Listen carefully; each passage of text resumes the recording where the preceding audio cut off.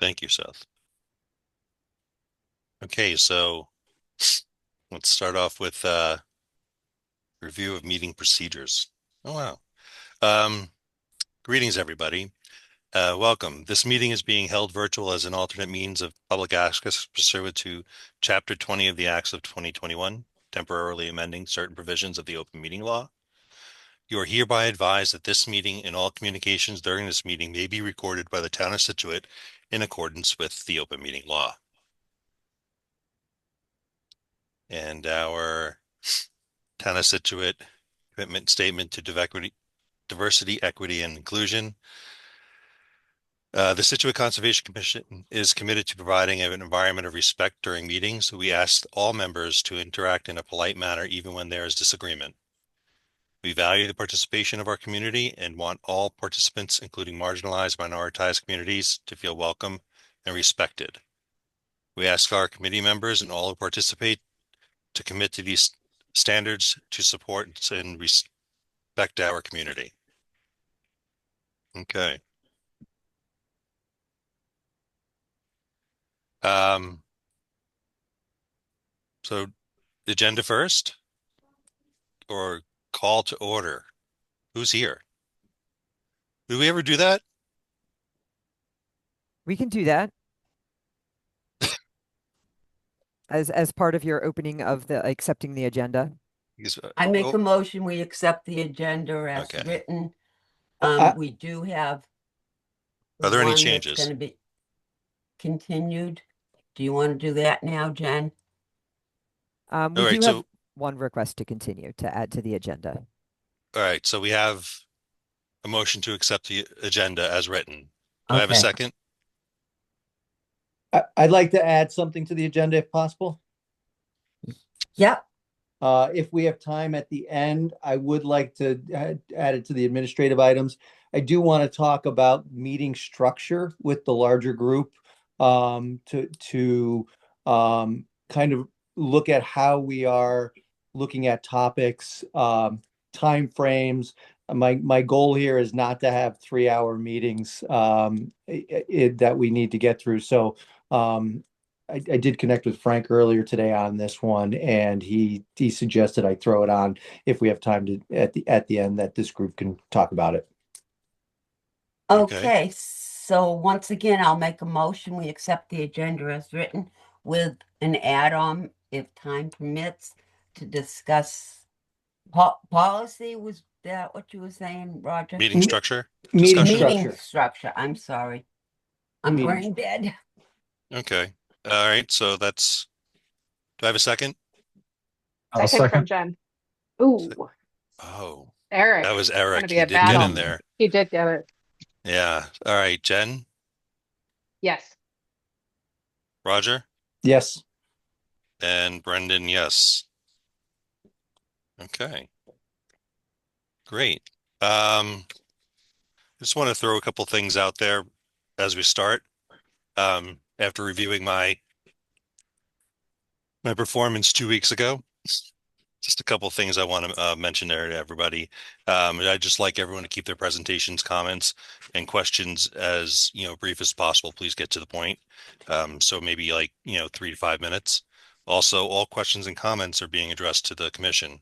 So no one should be chiming in unless you're recognized by the commission or asked to speak. All right, I just don't want to keep some order here, and it seemed like the last time I did this, it got a little wild. Hope you all don't mind. So first up is 164 Turner Road. Yes, and I see Jeff DeLisi on the list. I can unmute him. I can just update us a bit to say that in the last couple weeks, we've received comments from the applicant, and those were reviewed, and a response was provided by the peer reviewer for the commission from Lucas Environmental. And I have the plan should be up, hopefully. Is Okay. that what we're all seeing from March 11th, 2026? And I believe we have Jeff DeLisi, Brad Holmes, and Devin Tabor from Lucas Environmental uh, in the meeting also. Okay. All right, great. So y'all can hear me, But correct? yeah, Okay. you going to Well, present the changes here? yeah, I'll keep it brief. Brad is gonna actually present the changes. I just kind of wanted to remind the commission that to raise and reconstruct with a house that's dilapidated and in the flood zone, which is also jurisdictional on a coastal dune. We're planning to raise it entirely, reconstruct it to be totally flood compliant, which we think are consistent with the act. We also, since the last meeting, tried to think about what some of the issues that were raised and tried to kind of address them in addition to having had Brad and Devin and Jen participate in the working meeting. I just wanted to let you know that the sewer department has confirmed that there's a sewer line and a connection to the property, that the fire department was out there, checked it out. I believe submitted a letter. It might have been submitted today, but basically, in the interest of public safety, they want to ensure access over Meadow Road, and they want to hope to have the Phragmites trimmed back so that they can fit their trucks if necessary, and that's based on experience out there. Also, we submitted some aerial photographs, which over time, kind of a history of a few photos, which show that the Meadow Road has been in existence and clearly used by this property and a few others. There were a few letters of support, 158 and 162 Turner Road, which have direct access to their homes from Meadow Road, supporting the project. And I was hoping kind of to piggyback on what you said, Brendan, which is I would hope that, any comments from the public would be, new material as opposed to reiterative of things that have already been spoken. And with that, I'll ask Brad to present. Thank you. All right, Brad. Thank you. Thank, If you thank you, would members present of the any commission. changes, thank you. Sure. Thank you, Jeff. As far as the changes to the project remains as proposed, the reconstruction of the single-family home on piles. We provided more detail to the project, but there weren't project changes that resulted in something the commission hasn't seen before, but we provided some more clarity and detail to the plan. I wanted to thank Devin Tabor with Lucas Environmental and Tom Liddy for meeting with us virtually, and Jen. We had a good meeting where we were able to discuss the peer review comments and go over some detail. And the result of that meeting was what you have in front of the commission. We provided more detail, like a location of the salt marsh delineation, and just some more general plan notes and some additional detail of what the site existed previous and the proposed conditions. There you can see the image at the top of the page with the color scheme. We did respond to Lucas Environmental's peer review number 2 letter. We've received peer review number 3 that was dated Friday that we were able to review together internally. And we think that the comments in the peer review letter number 3 are all doable, all items that we believe the commission can include as special conditions and an anticipated order conditions if they feel necessary. Um, so in the theme of keeping it brief, that's an overview, and I can go into more detail if the commission's looking for more detail. Okay, great. Thank you, Brad. Jen. We have Devin from Lucas Environmental, if you'd like to hear from her. Okay, let's do that. All right. Sorry, Devin. Good evening, commissioners. Devin Tabor from Lucas Environmental for the record. So as Brad stated, we just submitted a third review letter with a number of comments that, more or less we're kind of looking for the Conservation Commission to discuss. There was a number of suggested fact of findings and special conditions that we recommended. And I think more or less to kind of keep that short and sweet, we're really just looking for the commission to have that conversation and discuss those with the applicant and their team.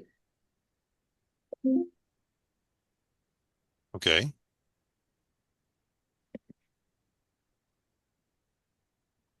Um, so I guess we can, I just got this letter today, so I tried to power through it. But I presume everybody did. So I guess we can go through the members. Well, Or is, you know what? If I might add, Brad, you're still there, uh, right? Yes. Um, is it possible maybe to address a few of the items that, you thought might have quick and easy answers such that, the remaining are probably matters that the commission can consider as conditional, or I defer to you on this, Brendan, but there are a few fundamentally that I think Brad has answers to that uh, it might put Devin at ease a little bit. um, However you want to do it, really. well, I guess I'm for going either way. Do we want to walk through this, or, I mean, is there anybody on the commission who wants to go through this line by line, or have we all read it and have our issues, our questions? Roger has his hand up.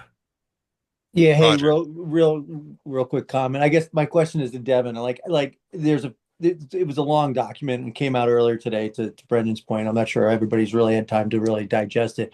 Are there any, like, what are the 3 to 5 hot topics that you're concerned about, if there are 3 to 5 hot topics, and maybe highlight those for the committee? And then we don't need to go in depth. And then Brendan, I'm thinking then that's where we can figure out if that's something that we want to go line by line, or if it's something we just want to ask quick questions on. Okay. Yeah, so I can go over some of these. No, I not mean, in detail, Devin, just like yeah, it's there, A, B, C, D, and E, and then just so that we all know which ones we need to be looking at. sure. And for clarification and just putting this out here too, our team tried to expedite this as quickly as possible. Mhm. So I understand it just came into the commission's hands today.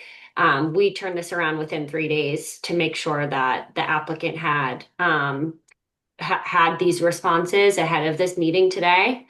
So I think more or less we're looking for the commission to there's a lot of suggestions for fact of finding with regards to the buffer zone, with regards to the approximation, because the salt marsh was delineated but not put on or located in the field. There's a lot of um, discussion with regards to existing conditions versus proposed conditions. One of them being, is the commission comfortable with the applicant providing that there was a shed on the property and using that in impact calculations to cross-reference to one another when the shed has not been there since the past 10 years? What is the commission's comfortability with regards to trimming and pruning, and that being detailed on the plan for the Phragmites? More or less, what's the commission's comfortability with regards to plantings being impacted in the right of way? And then I guess, obviously there was clarification with regards to the performance standards. I think it's important that the Conservation Commission to discuss the information, and, you know, just see if there's any other additional special conditions that they're willing to issue. Um, Conservation posts for encroachments. There's a lot. So I know you guys are kind of, trying to keep this short and sweet, and it is a lengthy letter, but I do think I'd like to emphasize its importance that the commission have the opportunity to ask questions based on the materials that were provided to date. So, Thank you. yeah.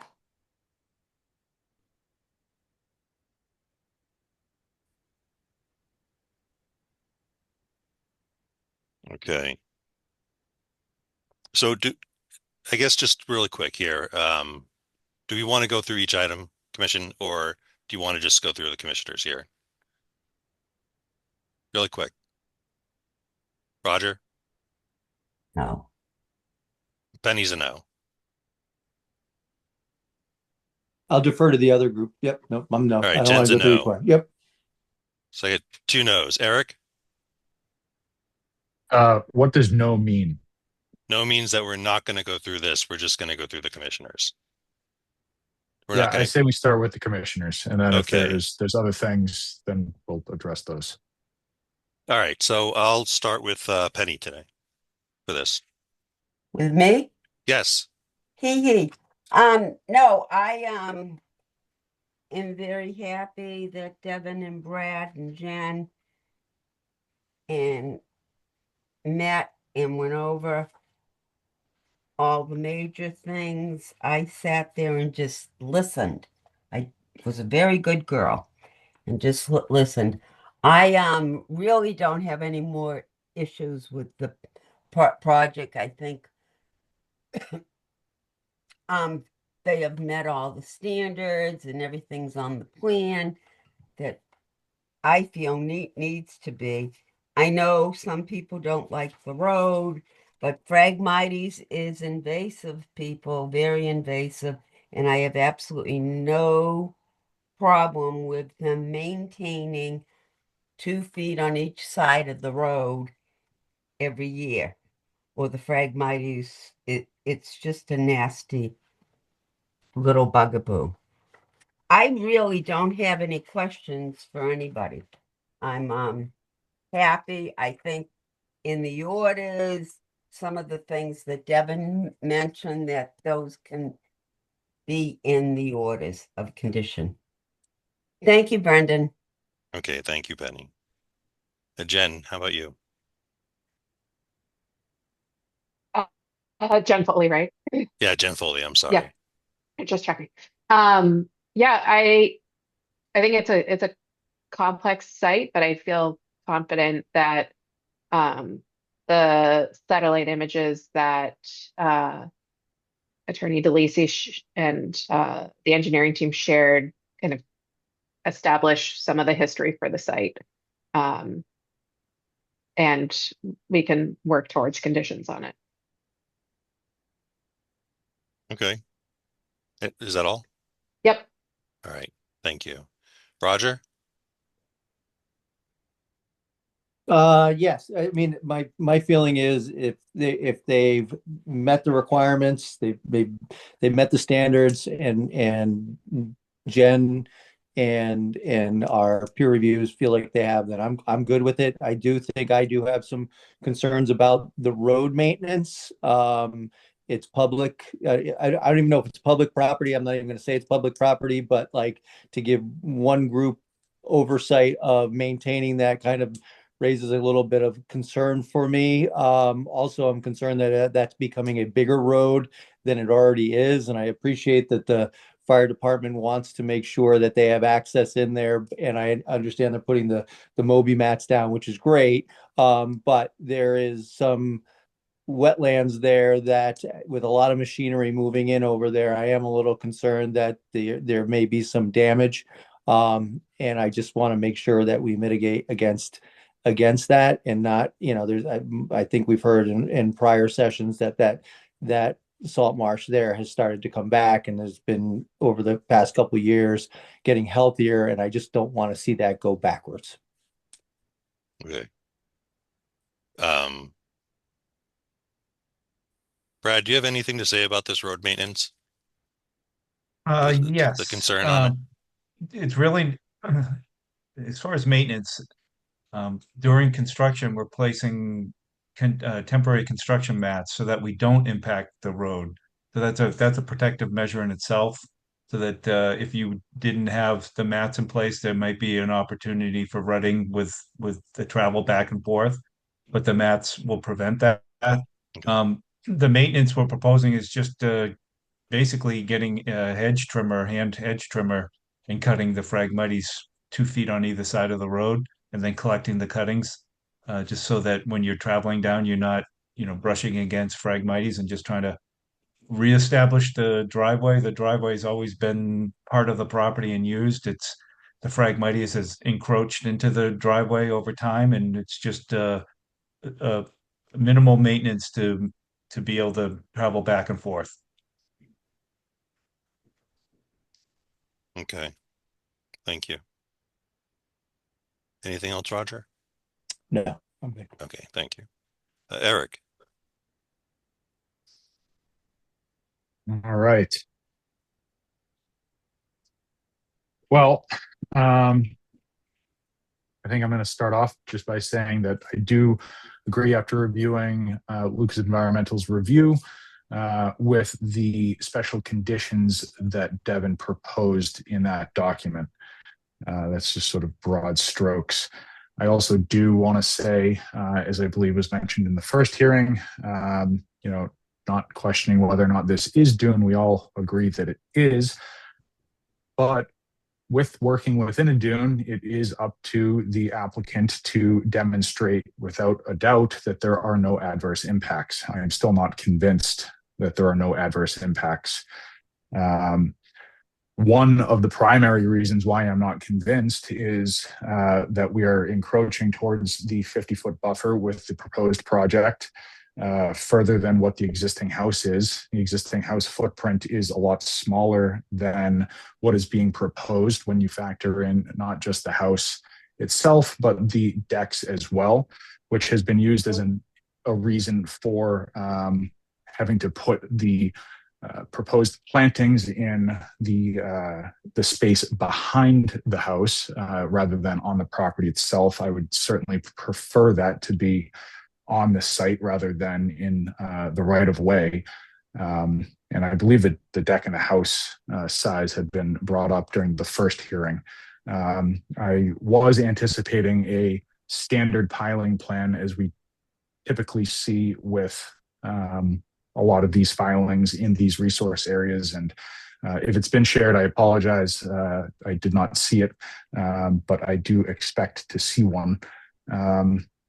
So I also think that as a result of the size of the decks and proposed structure, we are limiting the potential for the dune to shift appropriately as it normally would, specifically with relation to dune vegetation. The shadowing of the deck and the house itself will prevent the development and growth of new dune vegetation on site. While I am acknowledging that the applicant is proposing plantings off-site as well as on-site, that does not necessarily mean that there's no adverse impact with the proposed project, especially as it relates, as I stated before, the existing house footprint and the increase that we're having with the proposal. I also agree with the assertion of Lucas Environmental that the shed should not be permissible for use for existing conditions. That is a bit of a stretch as far as I'm concerned, and I don't think should be used to support this proposed project. I do want to say that I am pleased with the working session, a lot of the answers that came out of that. I think that there's been demonstrated effort and work moving towards a solution to the proposed project. I think mitigation of invasive species, specifically the Phragmites, is a good thing and sort of a clear path as to how construction access will be performed during the proposed construction. I was hoping to also see a defined salt marsh delineation rather than the approximate on the plan. Perhaps that's something that we can still work out. I think that's all I have for the moment. Thank you, Brennan. Well, thank you. All right. Yes, for me, I'm just gonna cut right to the chase. I wholeheartedly agree with you, Eric. Um, and pretty much everything you said is, the house is moving towards the salt marsh. There's into the 50 further. So to our team. Mr. DeLisi, do you have any Yeah. response to, or Brad, to Eric's concerns? Well, I number do. one, go ahead, Brad, if you want to take Okay. it. As far as the salt marsh, I delineated the salt marsh and located the salt marsh flags with our GPS unit, and those locations have been added to the plan. The surveyor put approximate on there because it was my GPS data that he's taken and it hasn't been field located by him. But the location of the salt marsh is fairly accurate. You know, could it be off a foot or two because of GPS correction? Yes, but it's an accurate location of the salt marsh, which is downgrading of the BVW. Um, the plantings we're proposing, the plantings along that front side, and also we have a significant amount of plantings proposed on site in the south and along the edge. But the intent of the plantings is to, improve the function of the dune where it may catch overwash coming from the ocean towards the salt marsh. It's um, it's not that you couldn't put additional plantings on site. It's where does the what would be the most beneficial to the site for the resource areas where we located the proposed plantings. As far as the size of the house and the deck, the house isn't that much, the proposed house footprint isn't that much larger than the existing house footprint. And the intent of the decks are so as to elevate the use of the, outdoor use, keep it elevated and off the ground so that the resource area stays, untouched to the extent possible. The elevated decks are going to be significantly elevated. There'd be planking of decking, so there'll be sunlight that can get underneath. That area isn't vegetated now, so that we're not disturbing vegetation in that footprint. Um, will there be vegetation that may further grow underneath? Sure, it's possible, and it could be added onto if that was something that everybody was looking for. I think that's kind of a broad brush, and Jeff, I'll turn it back to you. That's great. I wish you could see my screen. My screen, I pulled up a photo of what is at the property right now. And what is at the property right now is a large wall in a dune. And what we are proposing to do is remove that. And so when assessing the impacts, whether that be the standard of no adverse impact, or which Brad believes the standard is minimize adverse impact because there's an existing structure on the property. Whether you're dealing with no adverse impact or minimization, I feel that the commission would benefit from looking at this from the perspective of comparing the existing use of the property to the proposed use of the property and asking, is that an improvement or does it introduce adverse impacts that aren't there right now? And just because the building or a deck is getting a little closer to a wetland area doesn't necessarily tell the full story because the deck and the building are elevated in a circumstance right now where you have a house that is completely a cinder block foundation in the middle of a dune. So what Brad was talking about when he was pointing the commission to say, the enhancement plantings was speaking to kind of an overall situation where right now we have basically an entire site that's grubbed with really no dune function. So by removing a house, putting a structure there that is flood compliant, which does allow dune migration, and then adding plantings, so you're getting a few feet closer to the resource area. The question is really, is that better than the current circumstance? And so I think that's the point that I want to drive home. You can see a piling plan, but the important part to know is that it will be on piles. Whereas right now, it's not. So I think that that's the overall issue as far as whether you count the shed or don't count the shed. Um, that's to me it doesn't really make a difference because you really ought to take a global look at it. I think if it's okay, I'd also like Frank to as an applicant to kind of respond to some of the comments as well, just in all fairness to him, if that's okay, Brendan? Yes, yes. Great, thank Thank you. you. So I'm gonna remove my seat and bring Frank over here.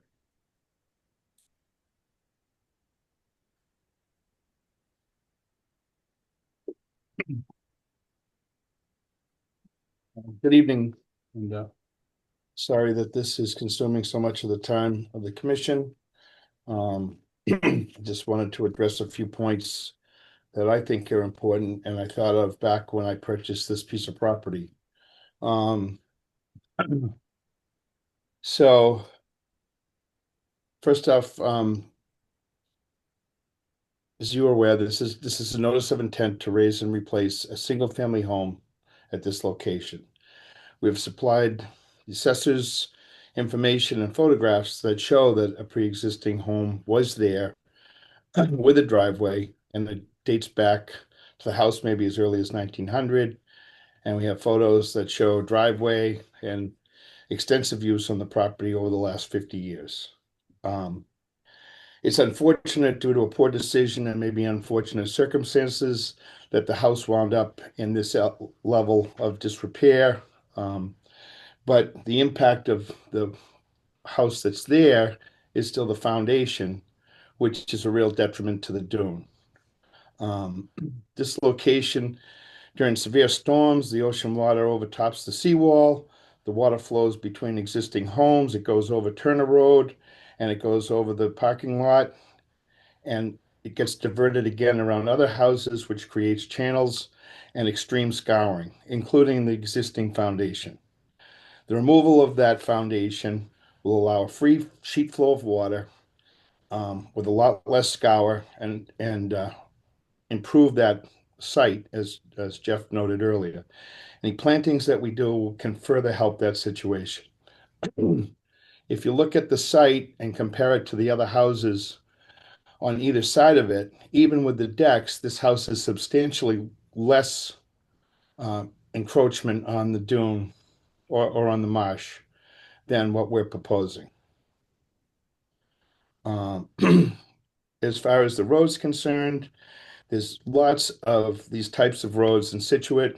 You could start from Tilden Ave in the Glades, Stanton Lane between Man Hill and Stone, Peggotty and Turner, Peggotty Beach and Townway Extension, and many roads all over Humrock that have the same exact construction and adjacent to these resource areas. And they're utilized and maintained in a way that allows vehicular traffic. I noticed today the town was clearing runoff over Turner Road. That material gets stockpiled and then redeposited in the resource areas as needed. I just don't know what else we could offer to make this a better project. And I get the decks, as was noted, keep all the or try to minimize any activities on the dune itself, and that's the reason for the decks above it. And our impact on the ground is minimal compared to many other projects that come before the commission. I'm not quite sure what else I can offer. Thank you. All right, thank you, Frank. Eric?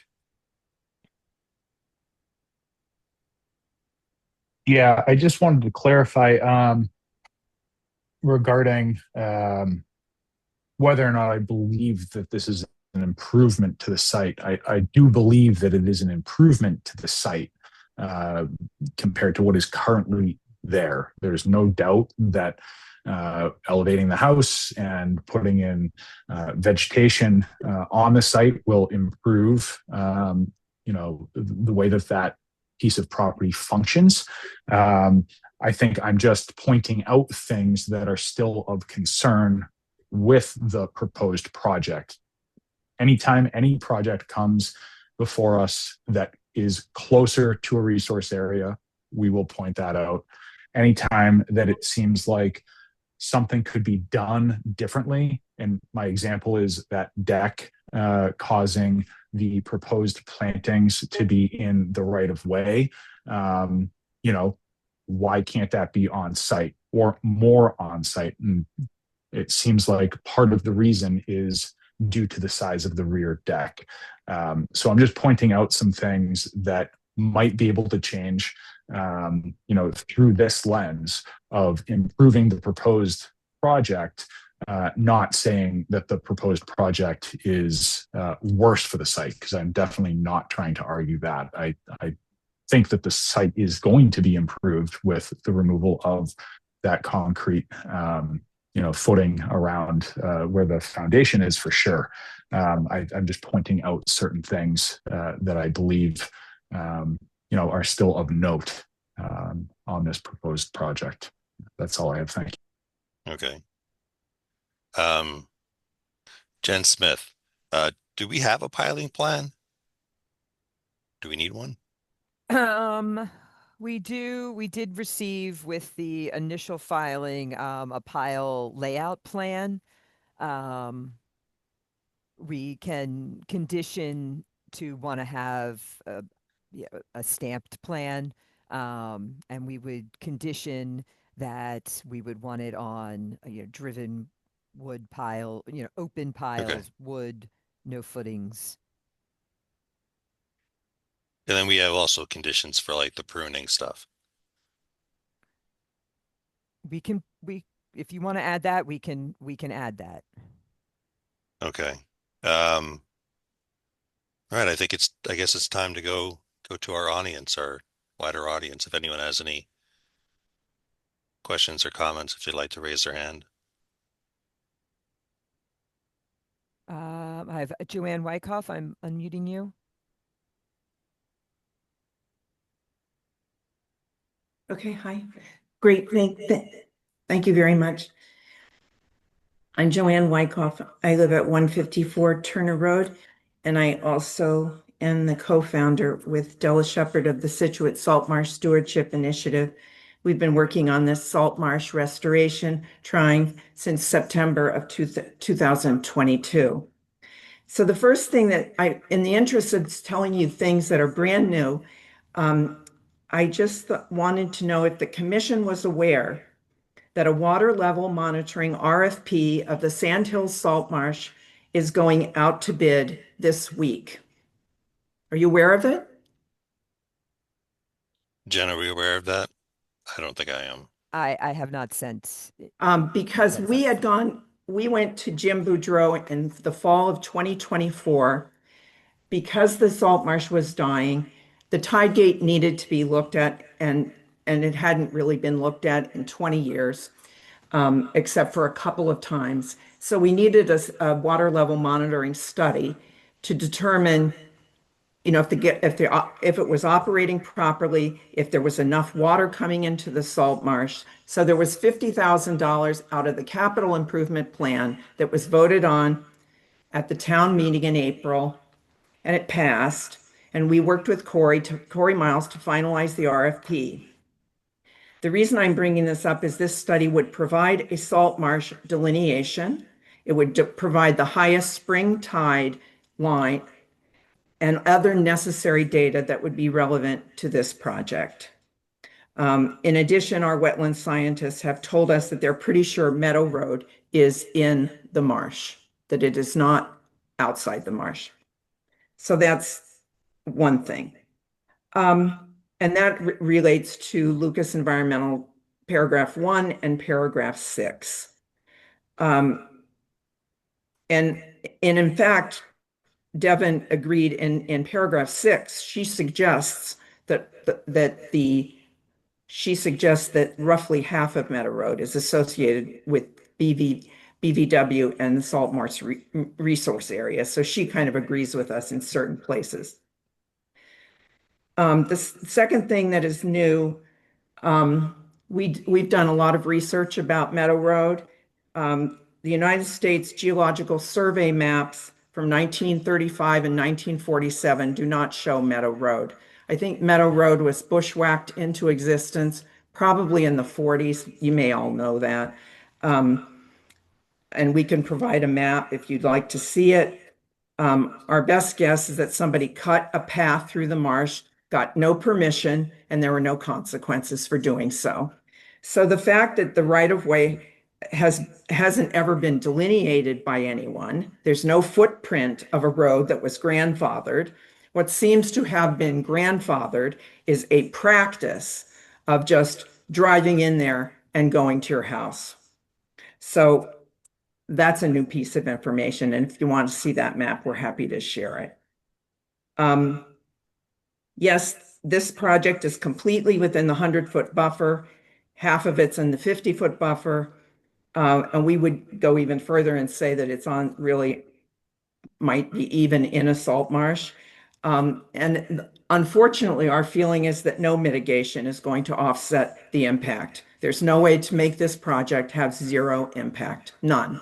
So it's going to have a very deleterious impact on the salt marsh, something we're trying very hard to save. Last question. Is this still a single family home?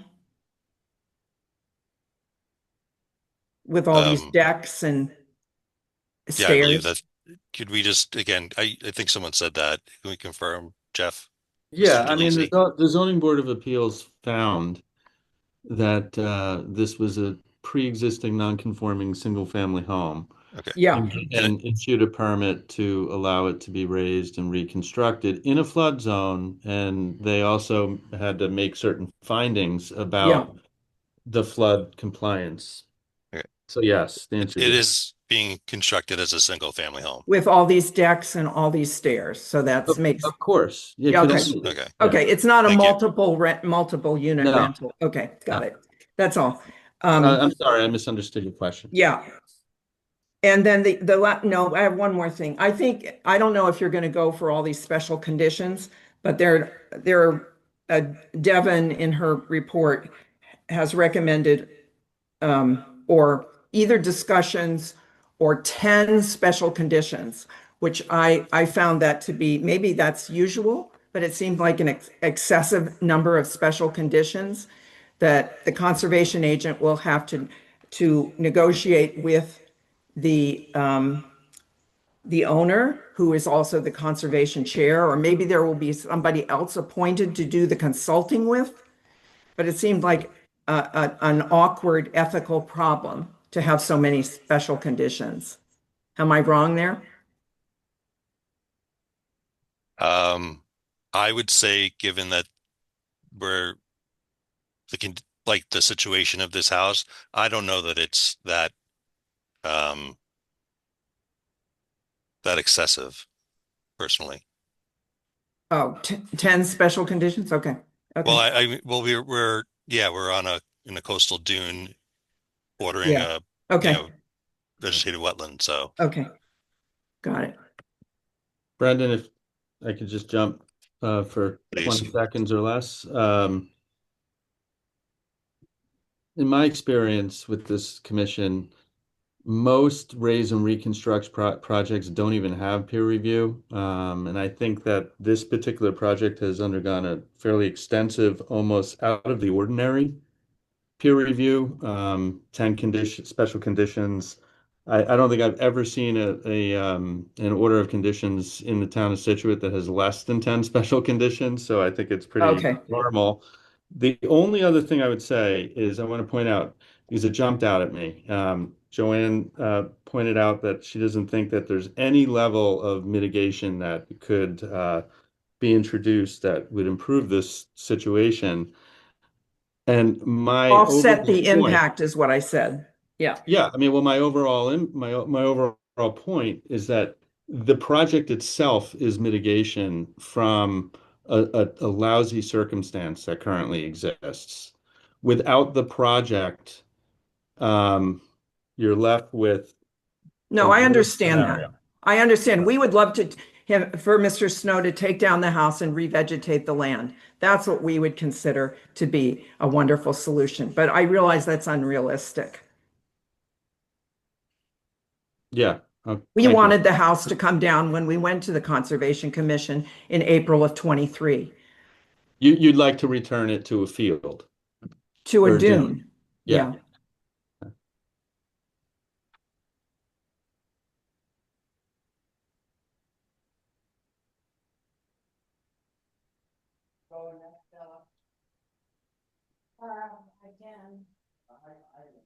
Okay, is that all? Well, I have nothing.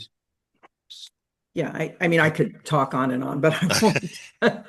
Well, I have I to say will. I'm curious about the water monitoring system. I'm very happy that you're trying to make this marsh here, I mean, revitalized. Jim I've seen Boudreau the work you've bought done on our it. argument that it was the tide gate that was affecting the health of this marsh. That's why you're not getting good readings. That's not a salt marsh delineation that you can count on because the tide gate's not working properly. And Um, there's no O&M manual for the tide gate. So a lot could come out of this water monitoring study. And we're very hopeful. I think Anyway, that that's fantastic. yeah, So it is thank you for pushing fantastic. for that. Because that's really important. And in reference even to like Meadow Road being built in the 1940s, I don't know that anyone really, I don't know, I wasn't alive in the 1940s, but it would seem that a lot of things were just done Yeah, somebody prior bushwhacked to, in just like they yeah, do when they go on hiking trails. They yeah, just but did it. Yeah. but many of those things are um, those pre-existing conditions are accounted for in you They're know, grandfathered in. I understand that the yes. bushwhacking is grandfathered in, but there was never a road delineated of a certain width and size and that sort of thing. And it's going to stay the same. He's not enlarging it. Okay. So what's there is grandfathered in. Go ahead. Okay. Thank you. Thank you. I have two more here. So Stephen Shepard.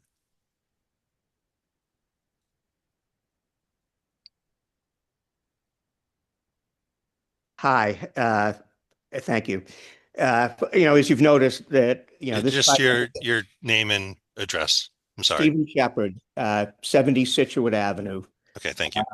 I've lived here 46 years, and I don't share the view of that Meadow Road has been a road in use for 90 years, but and I think all of this relates back to why we can't rely on stories to make these decisions. This project sits in some of the most sensitive resource areas regulated under the Wetlands Protection Act and the Scituate Wetlands Regulations: coastal dune, barrier beach, bordering vegetated wetland, salt marsh, land subject to coastal storm flowage.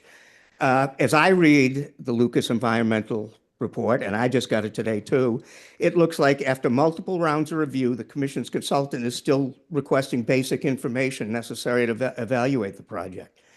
For example, the delineation of the salt marsh remains only approximate, has not been surveyed. The required 50 and 100-foot buffer zones are not accurately shown on the plans. Without those boundaries correctly mapped, the commission cannot determine where the protected resource areas actually lie. The application also lacks critical engineering and design information. The plans do not provide details about the proposed pilings, their depth or engineering capacity in a coastal dune environment. The erosion sediment control plan lacks basic construction specifications. Subsurface cross sections for the proposed driveway and parking area have not been provided. At the same time, it proposes new alterations within the coastal dune system, including a 12-foot wide driveway, parking areas, expanded decks, 3 separate stairways leading directly to the dune. The report notes that these features represent a substantial increase in disturbance, but that the applicant has not provided an alternative analysis explaining why they are necessary.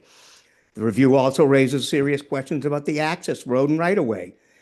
The applicant proposes to work in a shared right-of-way with multiple owners, yet signatures from those owners are missing, and the consultant has recommended that town council determine whether the commission even has the authority to issue an order of conditions affecting that land. Most importantly, the report it concludes that additional information is still required before the commission can properly evaluate impacts to the proposed resource areas. This conclusion should guide your decision. The Wetlands Protection Act requires decisions to be based on substantial evidence demonstrating compliance with performance standards, and that doesn't exist on the record. Until they're accurately mapped, engineering and construction details are provided, and regulatory standards for coastal dune and wetland protection are fully assessed, the commission cannot make defensible findings. And you know, as far as that road, that putting mats on it and then taking them off months later, that I guess that a drivable road is going to emerge, sounds as unlikely as the original proposal to smooth out the road, as if it were, you know, putting frosting on a cake. In the previous snowstorm before the big one, somebody tried to plow Meadow Road and got partway down and created a rutted, muddy mess. It's not a road. And anyway, I think that there's a lot of items in that response that still need to be addressed, and I don't see. It's very disappointing, I think, considering the applicant, the sort of attitude, the minimalist attitude toward the whole thing, from calling the main saltwater channel a mosquito ditch. You know, even without a report, even this thing that's been repeated over and over tonight, that removing that concrete block foundation is going to make it better. If you go down today to turn a road and stand on the sidewalk and look toward this house, there's a huge gouge of scoured land heading right towards it. When that thing is gone, there will be ocean overflow that will wash that dune right into the marsh. Without a study, I don't know how anyone can predict what exactly is going to happen down there. And I think there's a lot of information that still needs to be determined before the Conservation Commission can consider imposing its conditions. Thank you. Thank you. Brandon, is it okay? Mr. DeLisi, yes. So I just wanted to kind of focus the commission on the standards, okay? 310 CMR 1024 for work in a coastal dune. Any alteration or structure on a coastal dune or within 100 feet of it shall not have an adverse effect on the dune by, and then it lists six separate items. You can't have an adverse effect by affecting the ability of waves to remove sand from the dune. So we're not proposing any work that would have any impact on wave action. 2, disturbing the vegetative cover so as to destabilize the dune. So we can't have an adverse effect on the dune by disturbing the vegetative cover so as to destabilize the dune. We're not proposing any work on vegetative cover, and we're certainly not proposing to destabilize the dune. If anything, the work that we are proposing would promote stabilization of the dune. 3rd, can't have an adverse effect on a coastal dune by causing any modification of the dune form that would increase the potential for storm or flood damage. Once again, I pointed out to the commission on multiple occasions, and so did Frank, you're taking a structure, a wall in a dune and removing it and allowing water to flow through. If anything, you're not increasing the potential for storm or flood damage, you're actually decreasing it. Next, you can't have an adverse effect on a coastal dune by interfering with the landward or lateral movement of the dune. Once again, we're removing a structure in the dune, and the proposal here is to minimize any movement on the dune. This is a completely scoured property. And right now, what we're proposing is to have the activities on the property elevated onto a structure off the dune. Next, can have an adverse effect on the coastal dune by causing removal of sand causing removal of sand from the dune artificially. Once again, we're not proposing to remove sand from the dune artificially. And then next, you can have an adverse effect on the dune by interfering with mapped or otherwise identified bird nesting habitat. There is no such identified or mapped habitat on the property. That is it. That is the standard, the more restrictive standard, even though Brad has indicated that it's in his experience, the standard is use the best commercially available measures to minimize the adverse effect on the coastal dune. That's it. That's your charge. All of these other issues, and again, the statement over and over and over again about proposing work in Meadow Road. We are not proposing work in Meadow Road. We're trimming back Phragmites 2 feet on either side, and we're putting mats down to protect Meadow Road. If you don't want vegetation to be planted on the back side of the property because it's within a right of way, just tell us and we'll remove it. But we don't think that it impacts or is negative to the values of what we're trying to protect. Vegetation on the dune is a good thing, not a bad thing. But if you don't want it, that's fine. That's all I got to say. Thank you. All right, thank you, Mr. DeLisi. Brendan, can I chime in there for a second? Please do. Jeff, I've been to the site, I've looked at the plan, but just to say it out loud, is there an alternative location where that mitigation could go that would be beneficial? I'll let Brad answer that. I'm not as familiar with that. He might Okay, have an fair. answer. But like if that's one of the kind of like the main things that we're hearing, what's the alternative? Like how can we problem solve around that? The alternative would be to impose a special condition that the applicant uses best efforts after the construction of the house to determine if there are any areas that are viable for vegetative plantings, enhancing the dune function, and working with the commission to do it, which he would be happy to do. But that's not what is being proposed at the moment. But Brad, you might be able to answer the reason why you put the vegetation where you did and whether there is an area on the site to vegetate. It is a small site, but Brad is best to answer. Brad. Sure. Yeah, the intent was to slow down storm overwash coming from over the seawall, across Turner Road, across the pavement, getting into that right of way and moving south or, across to the bottom of the page. That vegetation is there to kind of increase the stability of the dune system there. Adding it along the sides and rear doesn't give you that that blockage that we're intending to. It's not going to. And there's no vegetation that's going to stop a big massive wave flow that's coming across the site. We're only intending it there to provide some enhancement and some better stability. If again, we're not held to a mitigation number that we're trying to come up with. Hey, we need 2 to 1 here. We got to come up with 2,000 square feet of mitigation to comply with the commission's standards. We're only proposing it there as enhancement, and it would certainly be something if we could add some more plantings along the sides as a special condition if the commission feels necessary. But right now that site's almost bare of any vegetation until you get to the Phragmites at the Phragmites leading to the salt marsh. So we're already proposing to vegetate that area to the near the driveway, and we're adding plantings on the side. Thank you, Brad. Is that good, Jen?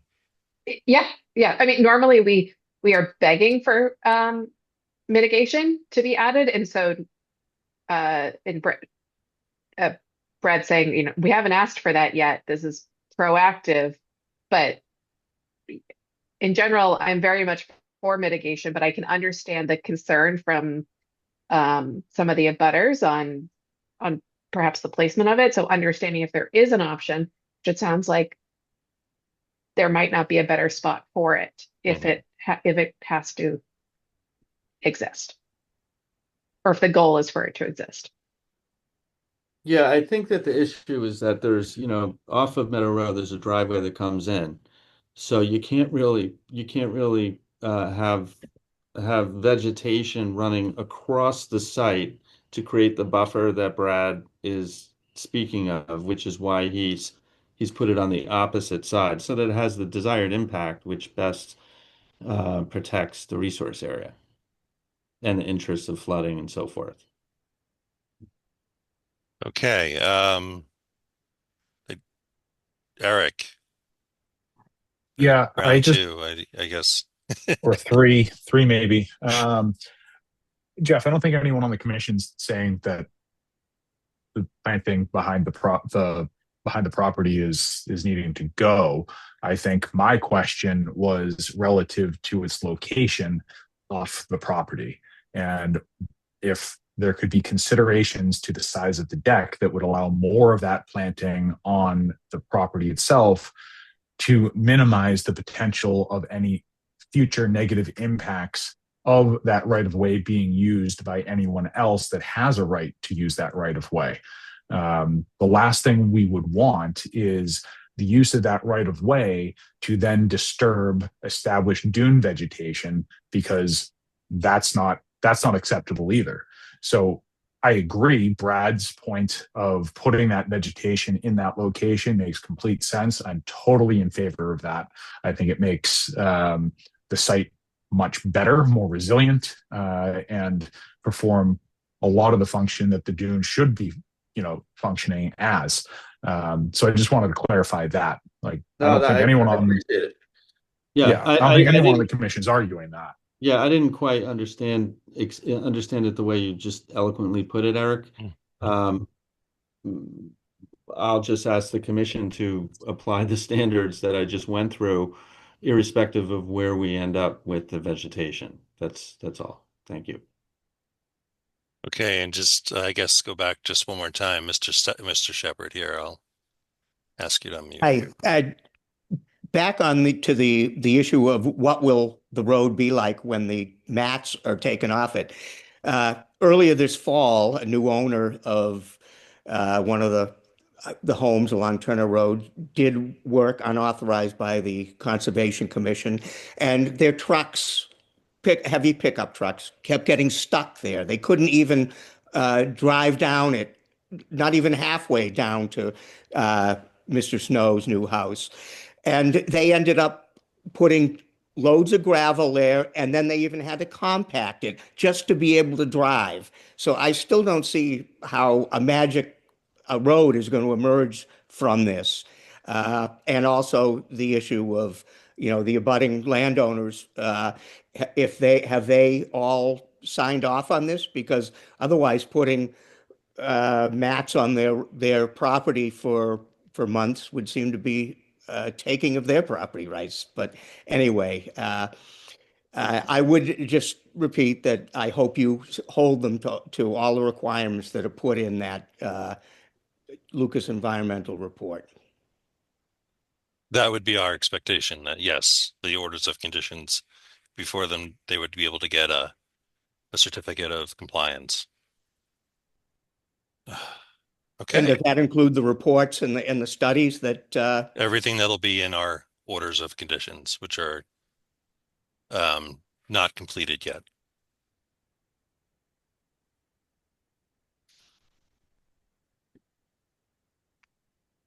Roger. Yes. Hey, one quick question. I think it came up last time we met. Is there a reason why the the construction material and trucks can't come from the east? Like there is a right to the ocean side of the property. There is access points. Has that been considered, and has that been investigated to say, hey, can you do that? Because I get you're not doing maintenance on the road or you're not changing the road. But I think there's a lot of focus on that, and I get cutting it back. And Mr. Shepherd made a good point, like that it's other people's property. And I guess my question that I'm thinking about is like, okay, so is that going to be indefinitely maintained by this property, and what does it look like? And so I'm trying to avoid some of that. What's the option on going from the east? There is a break between private properties and the right of way, which means that we would be trespassing if we utilize property to the east of the right of way to then enter the right of way in the property. So we have an access issue. You can kind of see it there on the plan.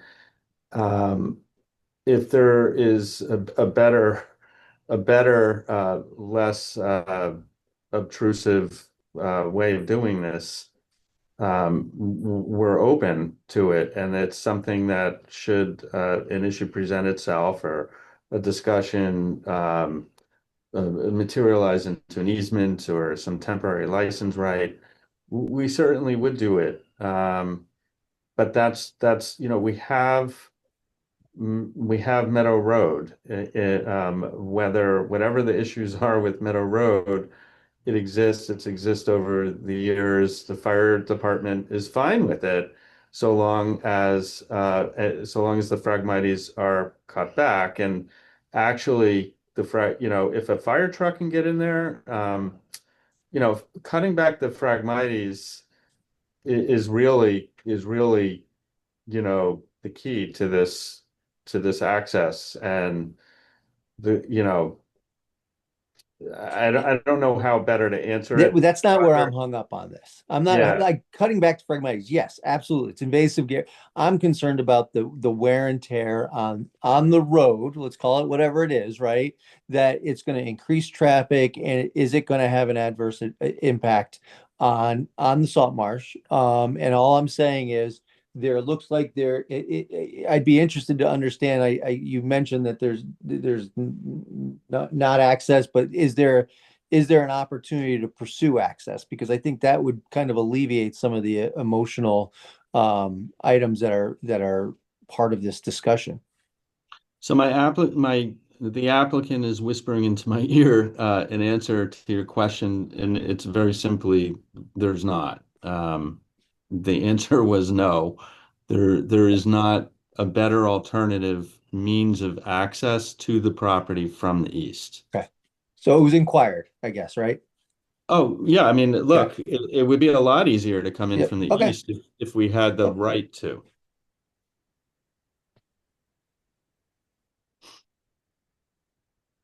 Okay, we need to wrap this up. Can we just Della Shepherd, please?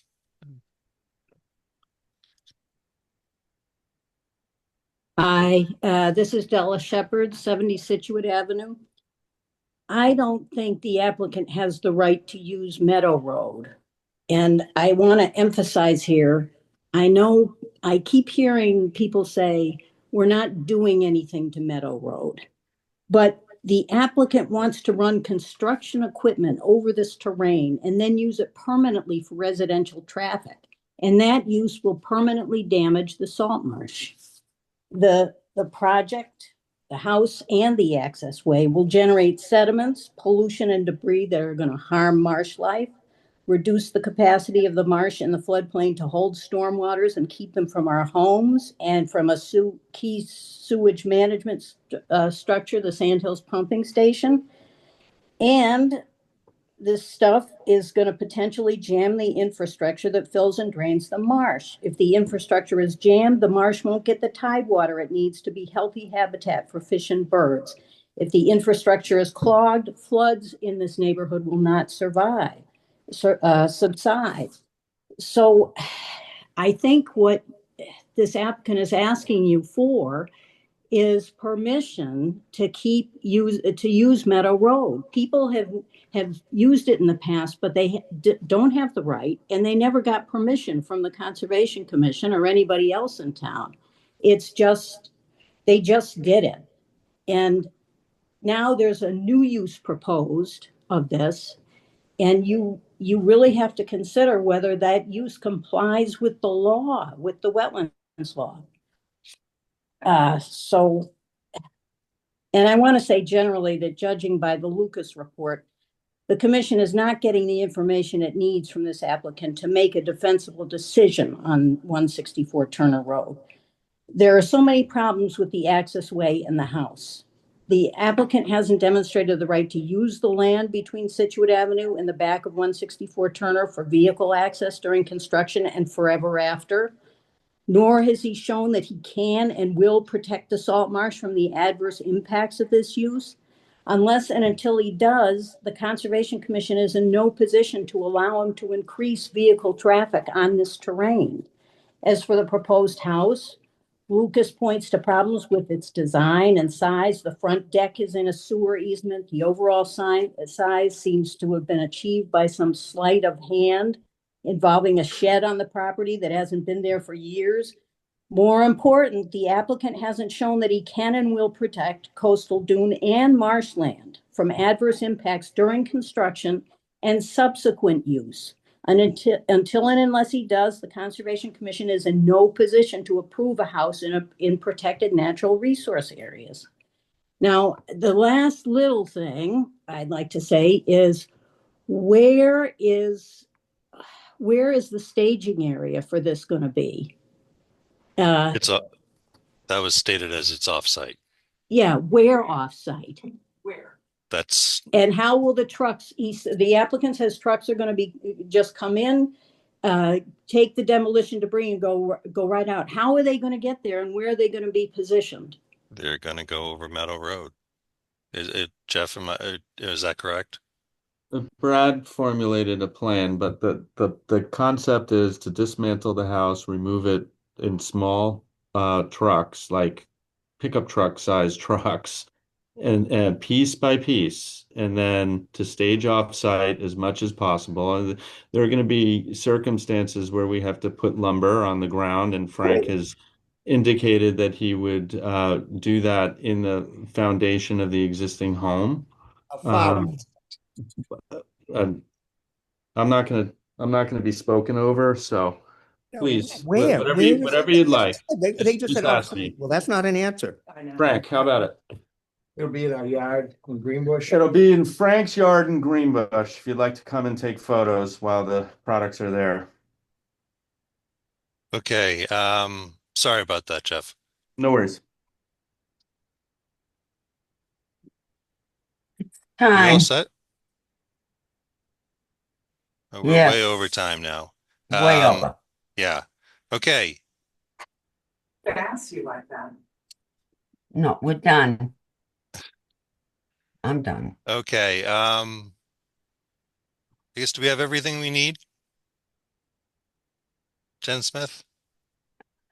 Well, that's the question. Are your questions answered? Yeah. Do you have the information you need on the plan or submit it? And if that's the case, then I can work on drafting the order of conditions. Okay. Well, Quick question. Yeah. Is there a way to not close an issue, but close the public hearing side of this? And then see the, potential changes that could come from the comments from Lucas Environmental and the points brought up tonight, and then close I don't think we're closing and issuing. I think we could close, but there's Okay. Can I go? I'm sorry to cut you. I jumped in there on you, Eric. My apologies. All good. Are we ready? Does someone want to make a motion? I make a motion to close 164 Turner Road. It's a motion by Penny. Do I have a second? Second from Jen. Second from Jen. Eric? Yes. Roger? For clarification, closing it does what? It just closes the hearing, We're Okay. not discussing not to anymore. discuss it anymore. Now we're just going to go and And, make Okay. our and we're not accepting determinations. more information. Perfect. It's Then this yes. is this is what we have. Okay. Then I yes. And I will yes as well. Yes, And from Brendan as well. can you finish roll calling that for Jen and Penny? So everybody's they made the motion Okay. and they seconded it. Penny? Yes, also. Yes. Okay, and Jen Yep. Smith? Yeah. Foley, sorry. Thank you.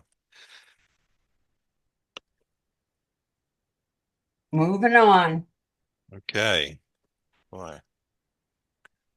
All right. 19 Clap Road. That's We're next, gonna, right? I think we're going to continue that. When till, Jen? I would say either May 18th or June 1st. You tell me, dear. We can do May 18th. Okay, I make a motion to continue 19 Clap Road to May 18th. I have a second. I'll second that. Okay, Penny, Eric, Roger, Yes. Jen Foley, Yes. and Brendan, yes. Okay.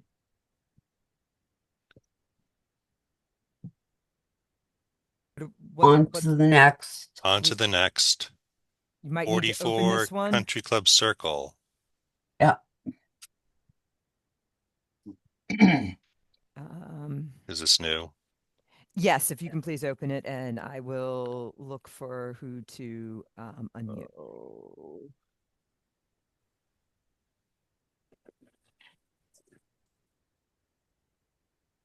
We all set? Not one yet. moment, please. Okay. Okay. Good On March evening. 16th, Oh, sorry. on March 16th, 2026 at 6 p.m., the Scituate Conservation Commission will hold a wetlands hearing under Chapter 131, Section 40 of the Mass General Laws and Section 30700 of the Town of Scituate Code of Bylaws for a notice of intent filed by Johnson C. Watkins for the demolition and construction of a single-family dwelling within a coastal wetland resource area located at 44 Country Club Circle, Scituate. Abutters and other interested parties are invited to attend. Information to access the meeting will be available on the agenda posted on the town website. And we have Jamie Kelleher here to present the project. Okay. Mr. Keller. Okay. Good evening. Floor is yours. The commission. My name is Jamie Kelleher, representing Axiom Architects, and we provided the design for this proposal along with civil engineering from Nantasket Survey that we'll be presenting tonight. The proposal for this project is a raise and rebuild at 44 Country Club Circle, taking down of the original 1960s single-story home to rebuild a two-story, following generally a similar but slightly larger footprint. The proposed design shown in the gray with the red outline, and the existing house is shown in a sort of faint green dashed line, but we also do have an existing site plan if anyone wants to see that. The site falls in a coastal AE flood zone with a flood elevation of 11 feet. Our site, the average grade of the building area is about 10.1 feet. So we're slightly lower than that flood elevation. And we're proposing the first floor of the new dwelling at 13.1, so as to be slightly over the 24 inches above that floodplain or flood elevation.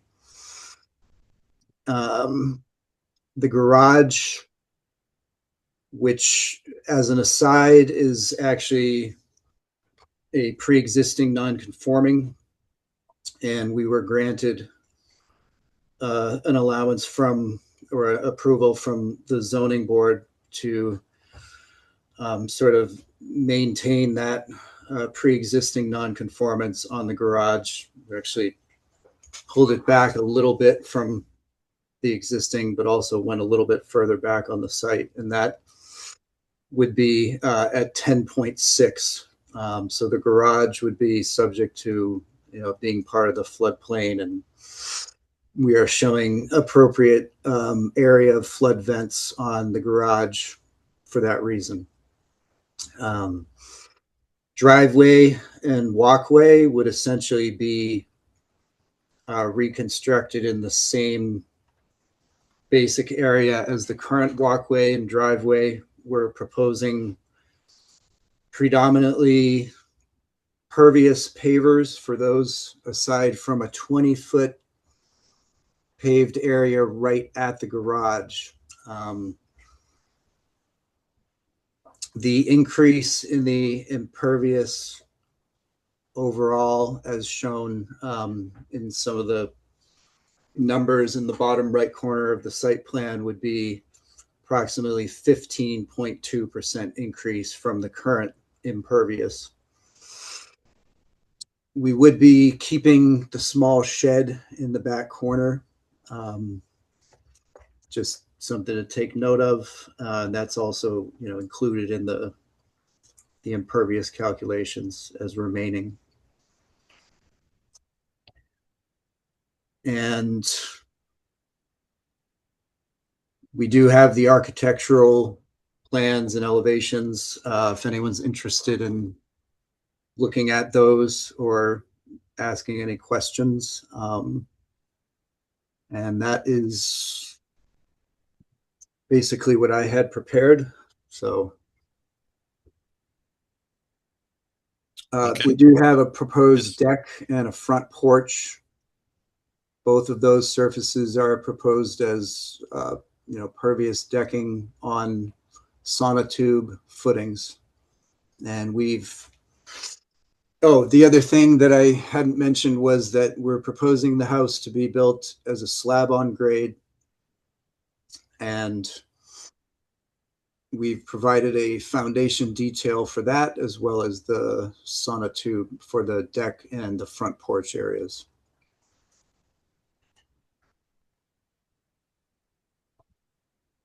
Okay. Thank you. Jen Smith. Yes, we had no comments from DEP. The resource area is land subject to coastal storm flowage. The proposed elevations for the first floor and for the garage are FEMA compliant with the flood vents for the garage. Our coastal management officer looked at this, as well as the building commissioner. And I agree with the calculations that it doesn't trigger stormwater as far as an increase in impervious is concerned. We do have a detail for the pervious pavers on the plan, and architecturals, and then foundation detail for the deck and for the house. Okay.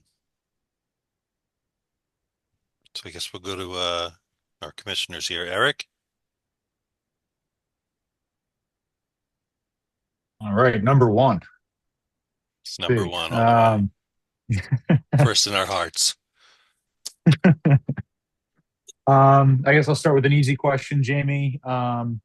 The tree that's on the corner of Country Club Circle on the property, I see a stump listed on the site plan, and then another sort of symbol showing a tree. Are those two separate things? One is showing the tree that was there in September, and the stump is something separate, or is the stump the tree that I see in September?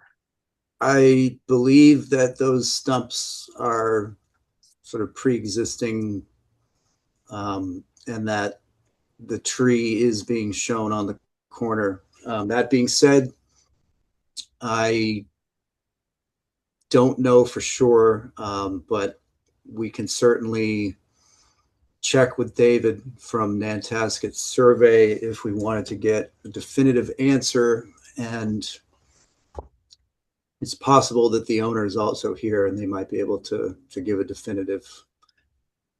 Yeah, I'm asking just because I'm wondering if there is tree removal being proposed as part of that. So I didn't know if it had already come down, or if the tree that I'm seeing needs to come down.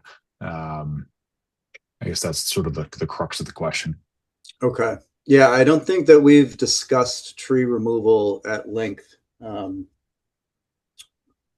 But we can certainly get you answers on any of those concerns. Okay, thank you. And then Jen sort of addressed my other question just as it related to first floor elevation, and the garage being FEMA compliant with the current base flood elevation for that site. So I think I am good for now, Brendan. Thank you. All right. Thank you, Eric. Jen Foley. Yeah. I feel like this current house is rather surrounded by fencing, and I'm just wanting to make sure that this plan reflects you see a lot of like site work here in terms of like the proposed permeable walkways. We would also want to make sure any fencing is on that. Is that accurate for that's not a coherent sentence. I'm If not you're planning fencing, can we have it on the plan? I'm not sure the fencing actually falls on the property. I know we have some photos that we submitted of the existing site. It's fairly open. And I do see a fence shown on the neighboring property that's kind of to the top right. Okay. Just calling it out because it's save the applicant a trip back to talk about a fence. Right. We can certainly double check on that as well.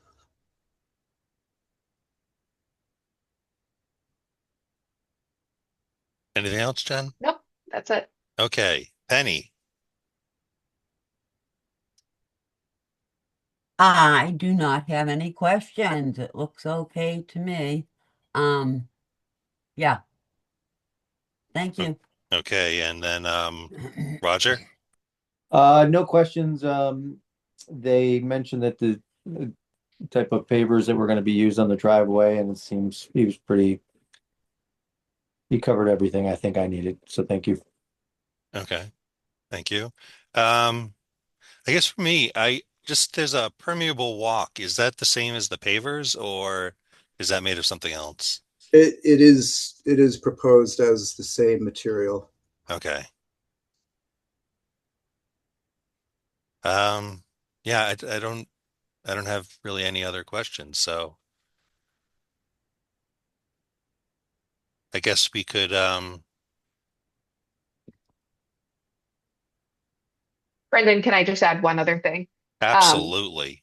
It's nothing important, or nothing too important. When you're going back, Jamie, also wanting if they are planning to do a generator, those often get put on pads. So wanting to have that on the plan as well. That's also a good point. I believe we are considering a generator, so that would increase the impervious by a small amount, but not enough. And an outdoor shower, that would be fencing. You know a Maybe. lot about this. Hey, maybe they don't want fencing around their shower. Who knows? Um, Now I'm done. okay. All right. I guess that's it then. Does anybody want to make a motion? Right, any Oh yes, I'm sorry. Anybody in the audience for this project? but please raise your hand. Please raise your hand. Thank you. Sorry. And I don't see any Scanning. hands raised for this one. Okay. Jakey. Okay. Does anybody want to make a motion on this? Well, do we want to close it and they just get those other things on the plan, Jen Smith? I think we can be, I mean, what did I hear that we wanted to add to the plan? A The generator generator pad. I think we can condition, and then we can condition, any trees that are planted are native trees. Mhm. I heard something about plantings. Um, Jake, sit if down. they're going to do a fence, then they're we're probably going to need some more thought on that, and they can come back to us. Okay, so We're going to close. I would say close an issue. Okay, I make a motion to close an issue 44. Country Club Circle. Had to okay. think. Do I have a second? Oh, it's I'll second. pouring. That was Eric. Roger Yes. and Jen. Yes. Okay. That didn't feel so bad.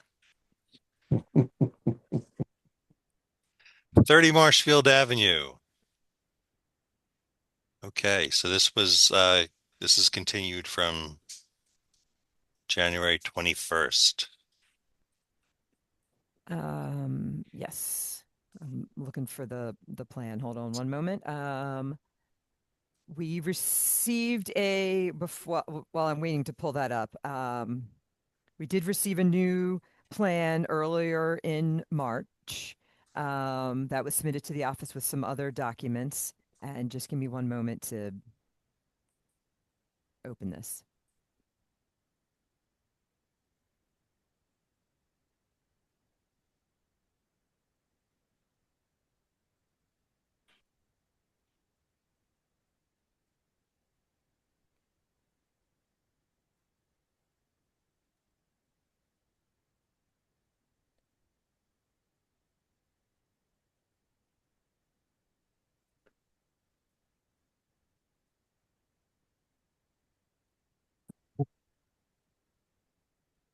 Okay, is everyone seeing the plan? Yeah. Okay.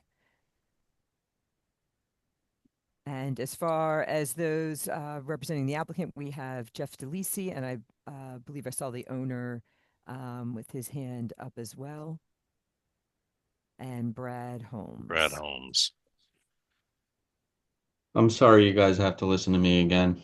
Well, it's never mind. They'll say, well, you have that option. I know, I know. So, Jeff, you want to let me start, and that way I'll give you a smoother run at it. Sure. I don't think the commission's heard from you. Go right ahead, Steve. I want So to. Steve Tripp is the owner of the property. My wife Betsy and I have owned that property now for over 40 years. I would say probably 39 and a half years ago, we decided we want to retire there, but we weren't old enough. So we finally reached that point, and we're hoping to build a structure that will allow us to accomplish that. I do want to show my appreciation to the commission as well as town staff. We've been at this now for a couple of years. It's only proof that I have zero experience in building a home. And I've entrusted and continue to trust Jeff and his team with Sprad and Stan. And please give it your best consideration. And thank you again very much for your patience. Jen, I just wanted to make sure you also brought Stan into the call as well. Yes, we filed a revised plan. I also filed with the commission a letter. I tried to encapsulate some of the history of this project in the letter. Um, our goal, as I struggled and did a really terrible job of it at the last meeting, was to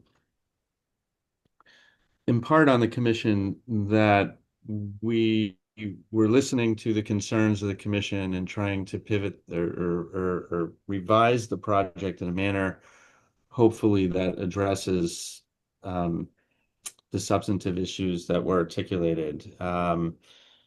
The plan, just to recall, what we're proposing is the construction of in what's called an ADU, which is the acronym means accessory dwelling unit on the property. There's currently a cesspool.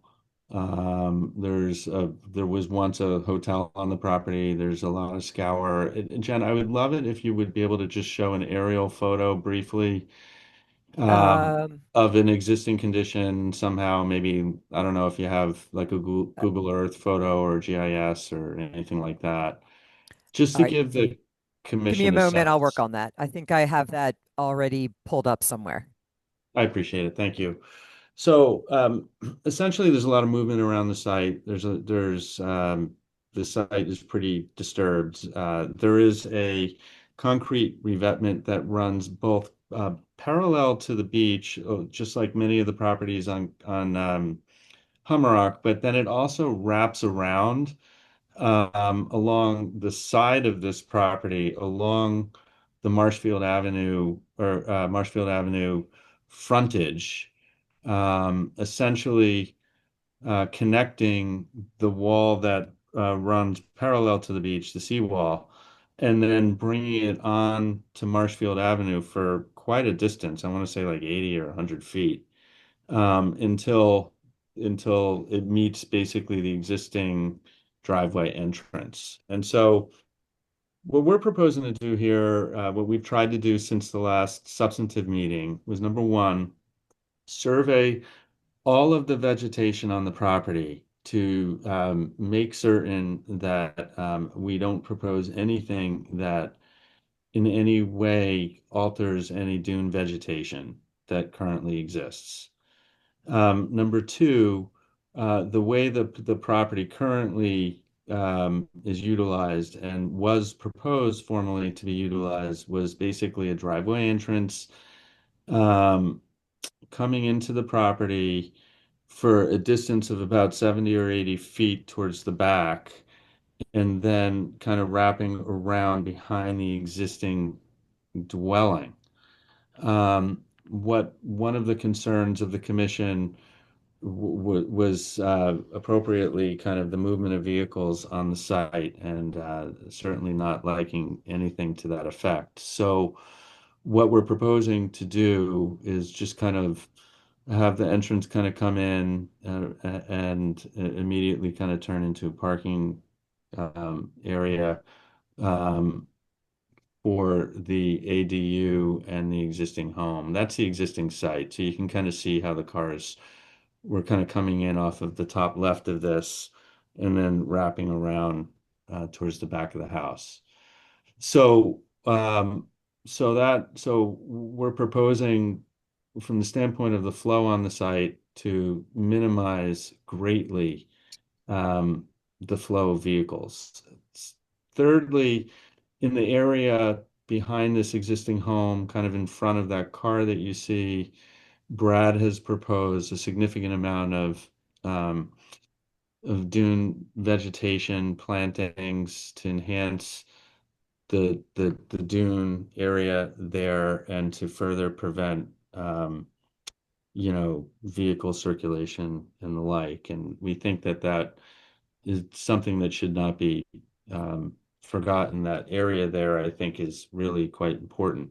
He's also proposed some additional dune vegetation as you kind of come in along the left in the front of what is shown to be an existing accessory building. One of the other changes that we've done is, and Jen, maybe it would be helpful at this point to go to Brad's kind of plan because I think it shows our proposal fairly well. Um, we've reduced the size of the proposed structure, the coverage of the proposed structure by about 250 square feet by removing decks off of the front and the back. And we've also proposed a relocation of the structure to an area where there is no vegetation, such that we don't disturb any vegetation. The house or the accessory dwelling is proposed to be, I want to say, like 700 and something square feet or 800 square feet. There's a cap on how large it can be under state law.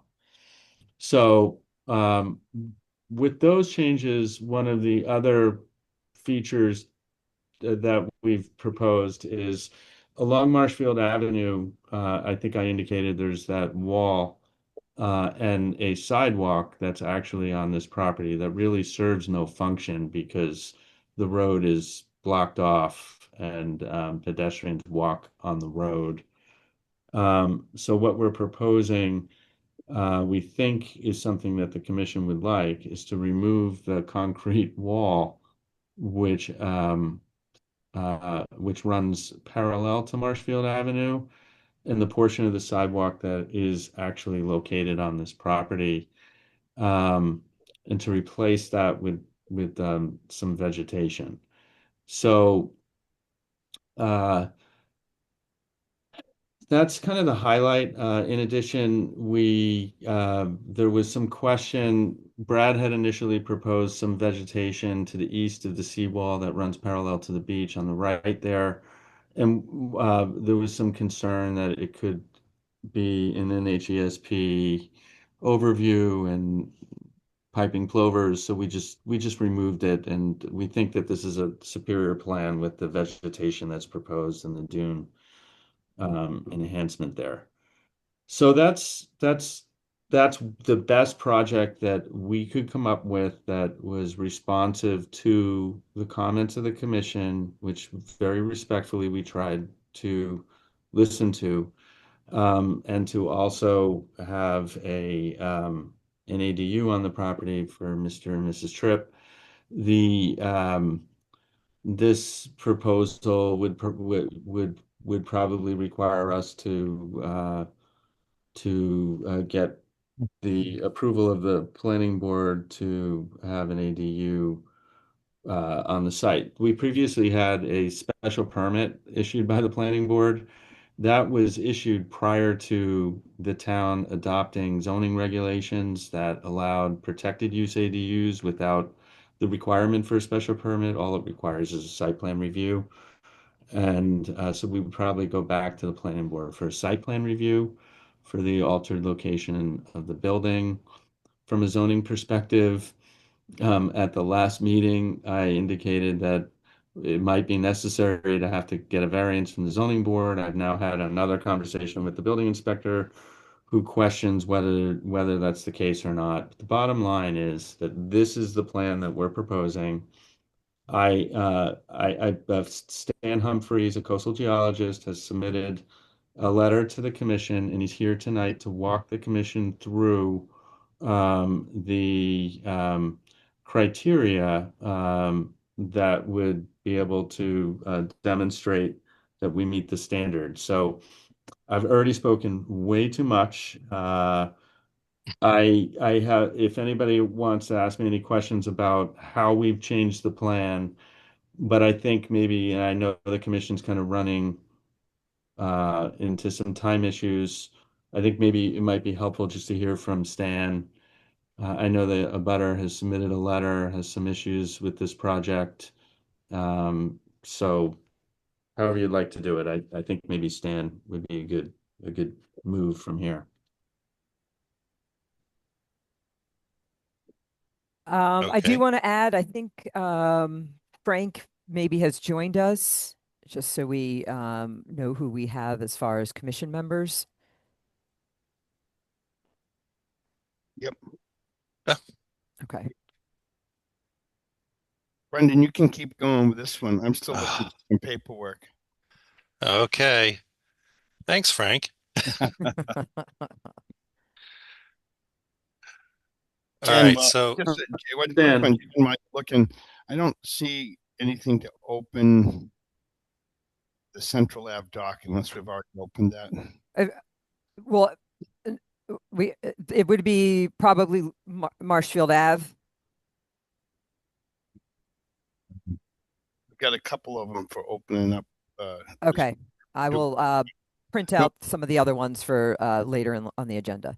Okay, thank you. Sorry. I'm sorry, who are we going to now? I think Did you want Brad Stan. to speak? Yes, let's hear the changes from Brad. Sure. Thank you, members of the commission. If you, Jen, if you could pull up that bottom page again, what I can show the commission is that to follow on what Jeff was describing, we've added a significant enhancement plan to vegetate and improve the stability of the dune resource. So you can see all the areas in green are proposed for planting where there is currently no vegetation. We're leaving enough, obviously, to be able to walk around the property.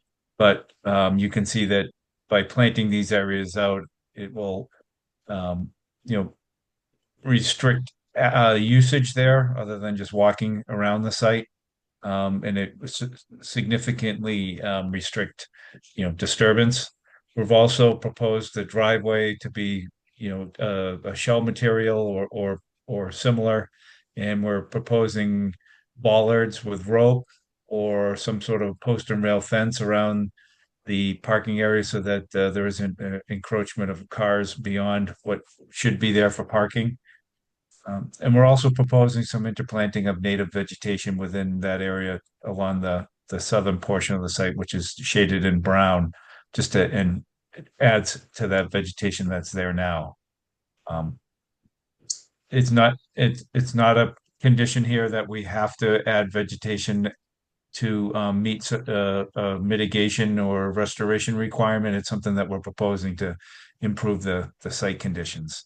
As far as the resource area being the coastal dune and how the project meets the standards for a coastal dune or barrier beach, that would be better described to the commission by Stan, who I know is on the line and can jump in on that.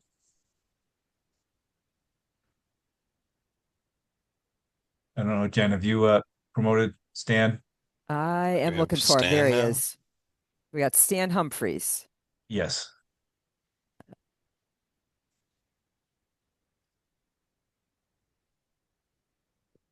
Well, I'm asking him to unmute. He needs to unmute on his end.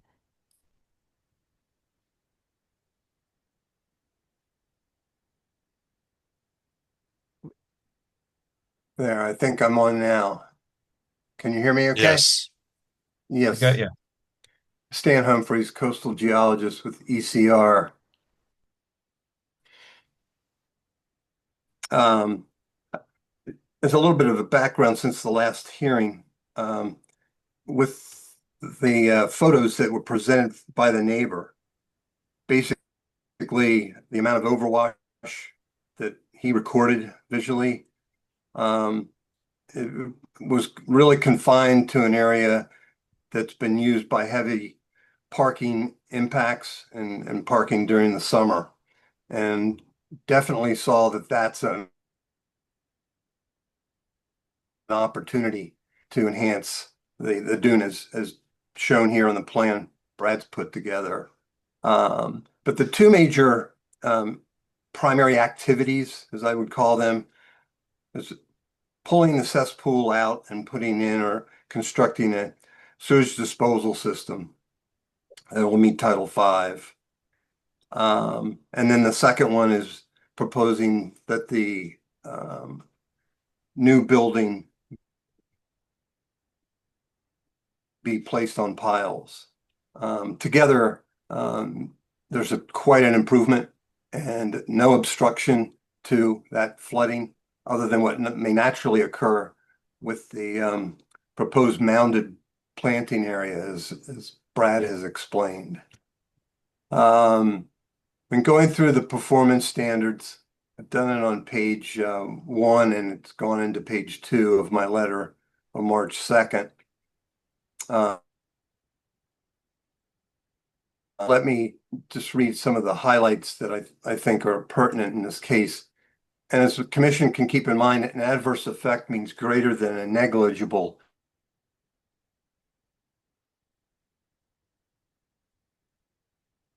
There is a negligible impact that's less than negligible. The sewage upgrade is going to be an underground activity and not affect the above dune functions and values, since it's below the surface actions of windblown sand and overwash processes. The below Title V system will have a negligible impact on the dune surface, therefore not have an adverse effect on the coastal dune. By affecting the ability of waves to remove sand from the dune, or interfere with landward or lateral movement of the dune, or cause the sand from the dune to artificially, since all this excavated sand will remain on the site. I don't know that I need to go through the explanation for the advantage of having the building on piles. I think the commission understands sand and water, moved by water and wind, will be able to move under the structure. What's important here is an improvement over the last proposal where we made the argument that there's a minor amount of existing vegetation and that could be replanted somewhere else. The new design totally and visibly is built around or planned around the existing vegetation. In fact, I think Brad has proposed that a silt fence can be placed around the existing vegetation to make sure that none of that is harmed during the construction activity.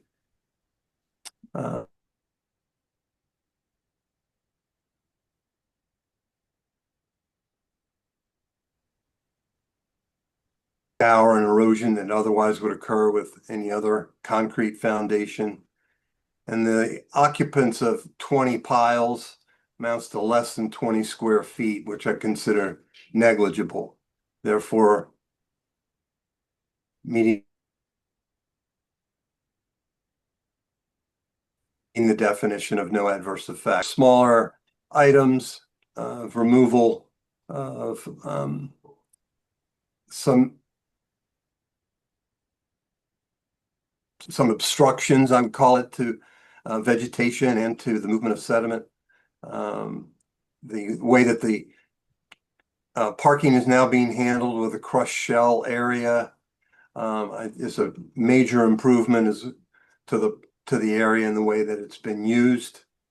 And I think overall, the commission should find that there is an improvement to the dune conditions and will not have an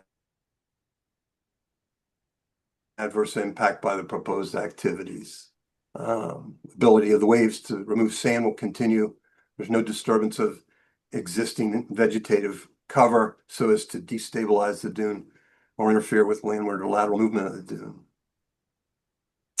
I do go through an argument to minimize adverse activity or minimize adverse effects if the commission sees this as an accessory project. We do know that DEP rendered a statement in issuance of the file number that a building of this size is not likely to be considered accessory. And I go through the performance standards for 10.285 and 2.8.6. And then the letter goes further into looking at land subject to coastal storm flowage under the Scituate bylaw, 10.38. This being an AE zone, there's no impacts that can be associated with these activities being located in the V zone. There will be moving water. It is not a LIMWA or limited impact to moderate wave activity. So waves are expected to be less than a foot. And I don't see any part of the proposed activities that would reflect any wave energy. We meet all the standards for lowest horizontal structural member in this zone. And I really think that in conclusion, while there are a number of activities being proposed on the property, I think they all are consistent with the regulations, and look forward to the commission issuing an approval for the project. Wow. Okay, thank you. Jen Smith. I think we lost Jen Foley, did we? Yes, she might come back, but she did have to step out. Okay. So I do think I do have some questions and comments. I mean, this was a notice of intent filed in November 2024. We opened it that December, and then we reopened it September 2025 and had received some new documents. So this, what we're seeing here is the revised plan from earlier in March. The narrative describes it as a project for the applicant to live. So this is not a shed or a garage. What you might see at the site with the existing conditions, or what you do see, is several sheds. I don't know that any of those were permitted, for just putting that out there, but so this is not reconstruction of an accessory dwelling unit. There isn't. We're not reconstructing a place where people live to somewhere else. My calculation is it's about 830 square feet of a footprint for the new dwelling and the porch. I didn't necessarily get into the detached shower area or the stairs and the landing. It is good to see what they've done as far as the parking area with the fence that's proposed to sort of define that area. There's a couple other things that are missing, such as some of the utilities. I don't see the water connection to the existing house, to the proposed shower, to the proposed new dwelling, accessory dwelling unit. And I don't know that I see electric. I do see the gas. So we have gas to the new building, gas to the existing, and then the removal of a gas line from the property. I'm not sure if that's impacting anybody. But I think as we're showing some photos, there were photos submitted of different storms that have come through this area. And so that's been one of the biggest concerns, is this area where this work is proposed is where the storm comes through. When the ocean comes through and the beach is coming through, it's moving through this site. This is a place that gets hit pretty hard with storms. And what I don't think is being proposed is for the existing dwelling to be elevated with the foundation out, so that water and material can move through there. And I would say, as far as the removal of the sidewalk, I think we would want comments from DPW that it is a public road. Marshfield Ave, I realize cars aren't driving on that part of it because of some blockades that are up, but it's still a public road, and I'm not sure of the easements off a public road onto a sidewalk, as far as that being approved or at least commented on for removal. And the mounded planting area, is it mounded related to the septic that's going underneath of it? Or I'm not sure what all that goes in with the mounding part of it. And Board of Health did have some questions about this. I don't know that they have reviewed this new plan. So I would probably want to have some input from them as far as accessory dwelling going over some of the components to the proposed septic, which would be enough, good for the site to get rid of a cesspool. Um, I think that's maybe enough from me, but those are some comments. Thanks, Okay. Jen. I just wanted to point out the concrete wall that runs parallel to Marshfield Avenue. If you walked out to the site, you'd see this kind of old wall. It might be depicted on like one of the plan sheets earlier submitted. And then on the I guess north side of it is a sidewalk that's partially on this property. And we kind of debated back and forth as a team as to whether it was something that the commission would want to see removed. And we kind of concluded that because it's a concrete wall on a coastal dune and a barrier beach situation, that is probably likely the case. But that wall has been there and the sidewalk has been there for some very lengthy period of time. I'm not, and while it kind of defines the movement of water east to west from the area of the public beach, I'm not sure removing it wouldn't cause water to spill further onto the property. Like the photos that were submitted by the abutter almost kind of show like almost like a gutter situation happening where water is flowing over into the street east to west towards the proposed condominium project and towards the voyage. And we kind of landed on, well, let's propose to remove a structure in a resource area, but you might say, we think it should just stay. It's been there for a while, and it might cause some more disruption to the pattern of movement of water in storm events, and that's perfectly fine. It was just something that uh, it gave us an opportunity to remove impervious surface, and so we took it. Um, that's it. I just wanted to point that out as Jen was speaking. It kind of came to my mind.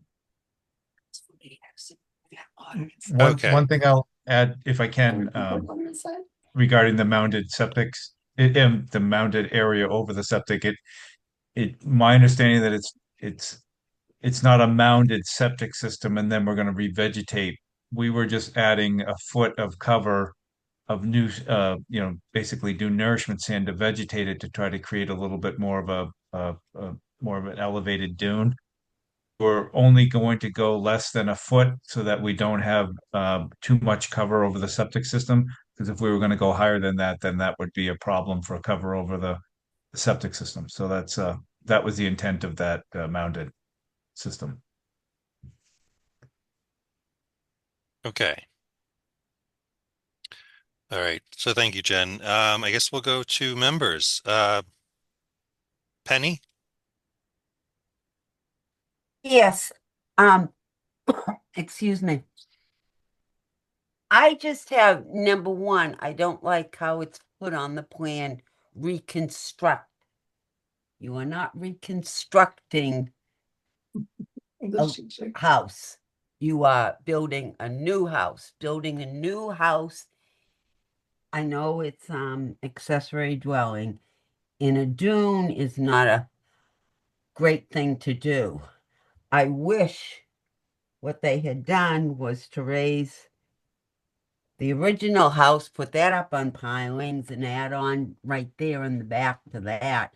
And it would have been a much easier project to swallow. That's over 100 years old.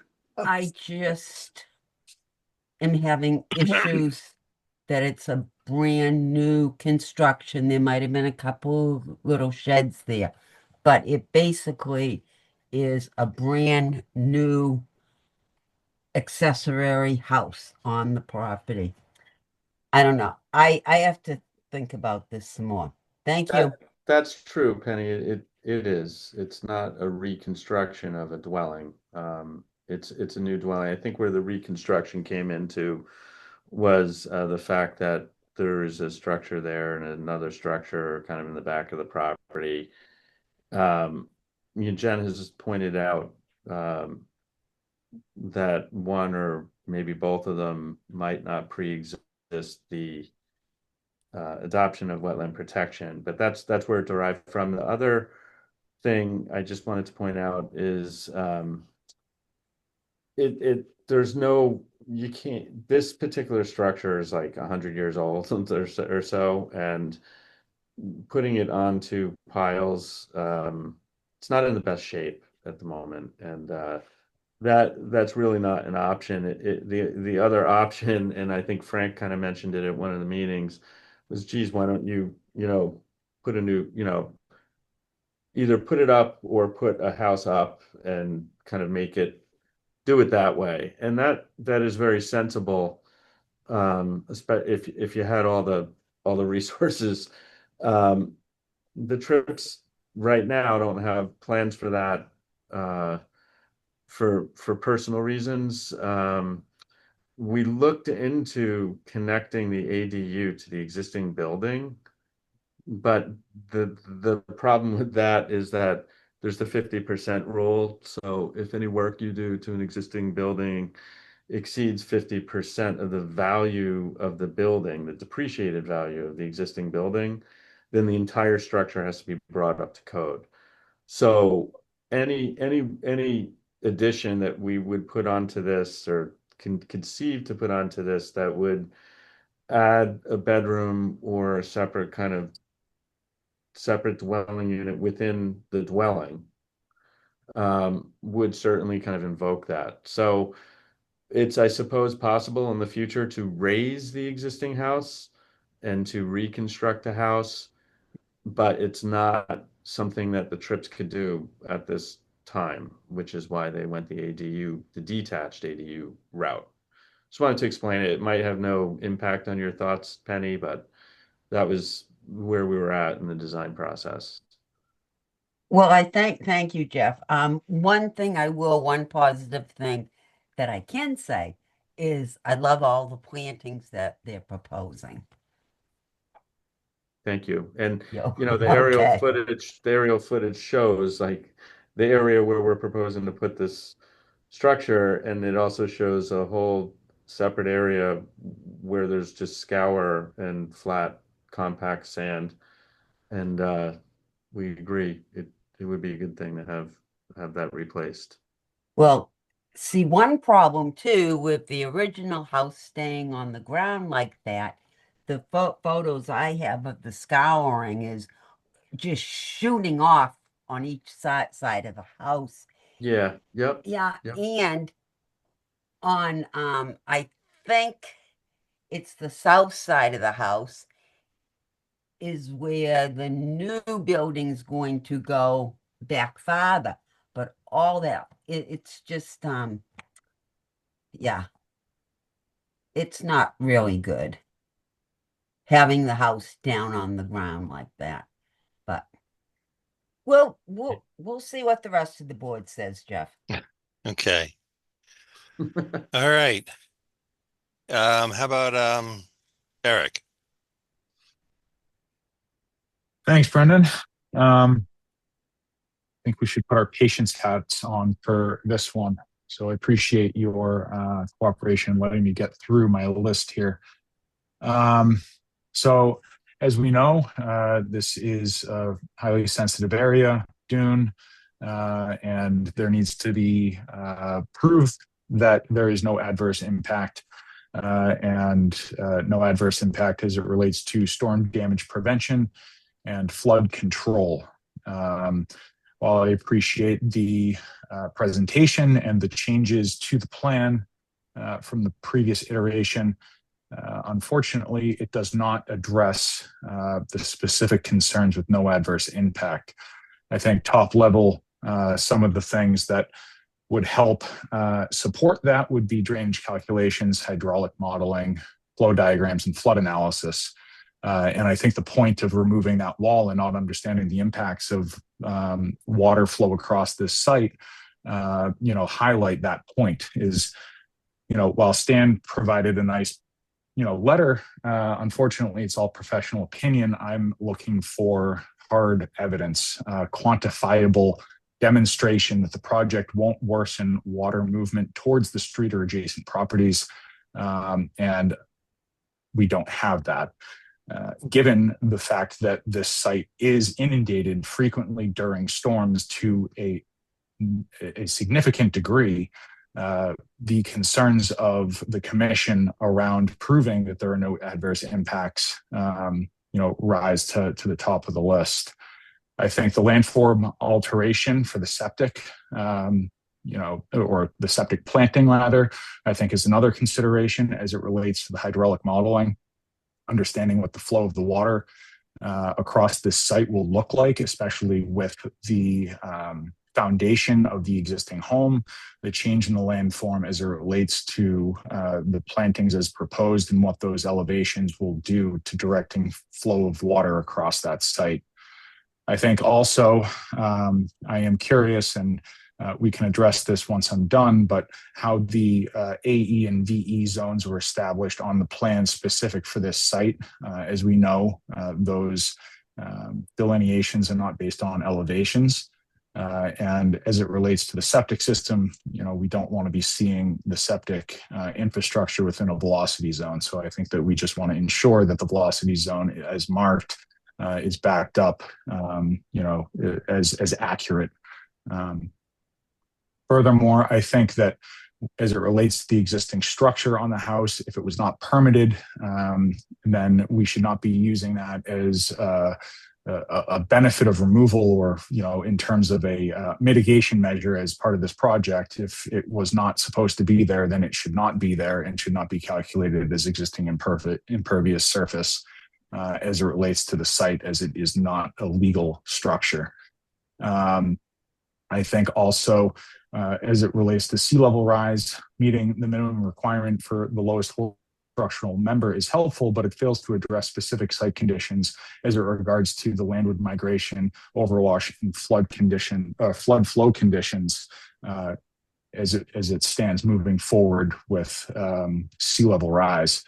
I think that the point that is made relative to the area in which the piles are causing disruption is only a part of the concern as it relates to the structure as a whole, because it's not just the disturbance that the piles themselves create in terms of the square footage of where they're intercepting the dune itself, but also the area covered by the new structure as it relates to shadow cast and the inability of the dune vegetation to function as a stabilizing force in that dune environment. And then as it relates to the rare species and habitat, I know that we do have a line on the plan. I think a question I have regarding that is, if we have clear NHSEP position on record for the full site, if that analysis was done, and if there was a report generated in terms of any habitat areas that might exist on the entire site itself. So with all of that being said, I think that I'm still concerned with what this project does for the site and some of the unknowns that are still, outstanding as it relates to specifically storm damage prevention and flood control. I think I'll leave it at that for the moment. Thank you, Eric. That was comprehensive. Thank you for putting the thought that you did into this project. Okay. Thank you, Eric. Roger. I don't think I can add on to anything Eric and Penny brought up. I will say I do agree with Jen that the sidewalk is probably not something that we should weigh in on, that since it's on the street. So nothing else to add. Okay, Frank. Thank you. A little different watching from the sidelines. Um, You know so what, Frank? these aren't these Frank, are before you go, yeah. just given the breadth of the comments so far, I think I'd like to reassess the project and ask for a short continuance, and then, um, unless you feel strongly that you'd like to speak more, Frank. I know it's been a long evening, and we have some things to think about here on this one. Well, I'll just ask one question. Maybe you can look into it while you're evaluating this. Is or two things. Um, I asked before if there was any guidance from the state when it came to ADUs. I know that the state sent a mandate to the towns looking for them to construct ADUs or encourage ADUs, and that the so the planning board was taking up that charge. But I just wonder if they've given any relief in any of these resource areas. Yeah, I can answer. After the law was enacted, the or the state of Massachusetts adopted CMRs similar to your regulations that were adopted pursuant to the Wetlands Protection Act. Um, Identifying ADUs as an emergency issue in the state of Massachusetts and basically preventing towns from requiring a special permit for a protected use ADU or prohibiting ADUs or unreasonably regulating ADUs by the adoption of any bylaw, not necessarily just zoning. That was the discussion that I spoke to the Attorney General about, which is kind of like the tension between the interests of the Wetlands Protection Act and the interests of the Affordable Homes Act, and what constitutes a unreasonable regulation such that it can't be adopted. And generally speaking, she kind of kept it at that. I think it's probably within the discretion of the towns, but there's really been no case law that's been developed that interprets it yet. Should this, in fact, be either approved or denied and appealed by an abutter or by the applicant or whatever, it probably would provoke a process that might be vetted out, but that process hasn't been determined yet. It's just too new.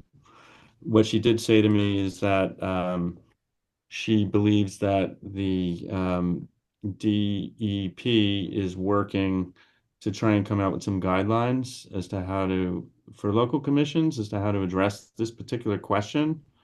But she kind of is like, good luck with that. And when I spoke with Greg DeCisa, he was unaware of anything having to do with any of this. Like he just didn't know anything. So A yes or no could have been good, Jeff. well, I mean, it could be No, I helpful get, for the commission I, in the future to just know this, and which is why I'm giving that. I could have just said no. okay, well, I appreciate the thought, and I appreciate it's a work in process with these ADUs in some places. It just was more of a question in my mind. And then Yeah. just wondering, as a commission, we see septic systems being constructed, and to meet all the requirements, the systems end up getting elevated some, which then kind of collides with our requirements that water not get diverted or other, create other issues on a site. Um, and if these folks wanted to build a septic system, would that happen one way or the other? But probably not for tonight. Okay. I think hear back from you guys with some more info would be good. We'll see. Thank you. Yeah, I know this has been continued quite a bit, so this one is probably necessary to reevaluate the project. So I hope that the commission would act favorably on a request to continue. Jen? I mean, you have to decide if you want more information, or, is that the issue here as far as what your concerns are? Um, Well, I think that we've been told that the commission wants more information. So I'm reacting to that.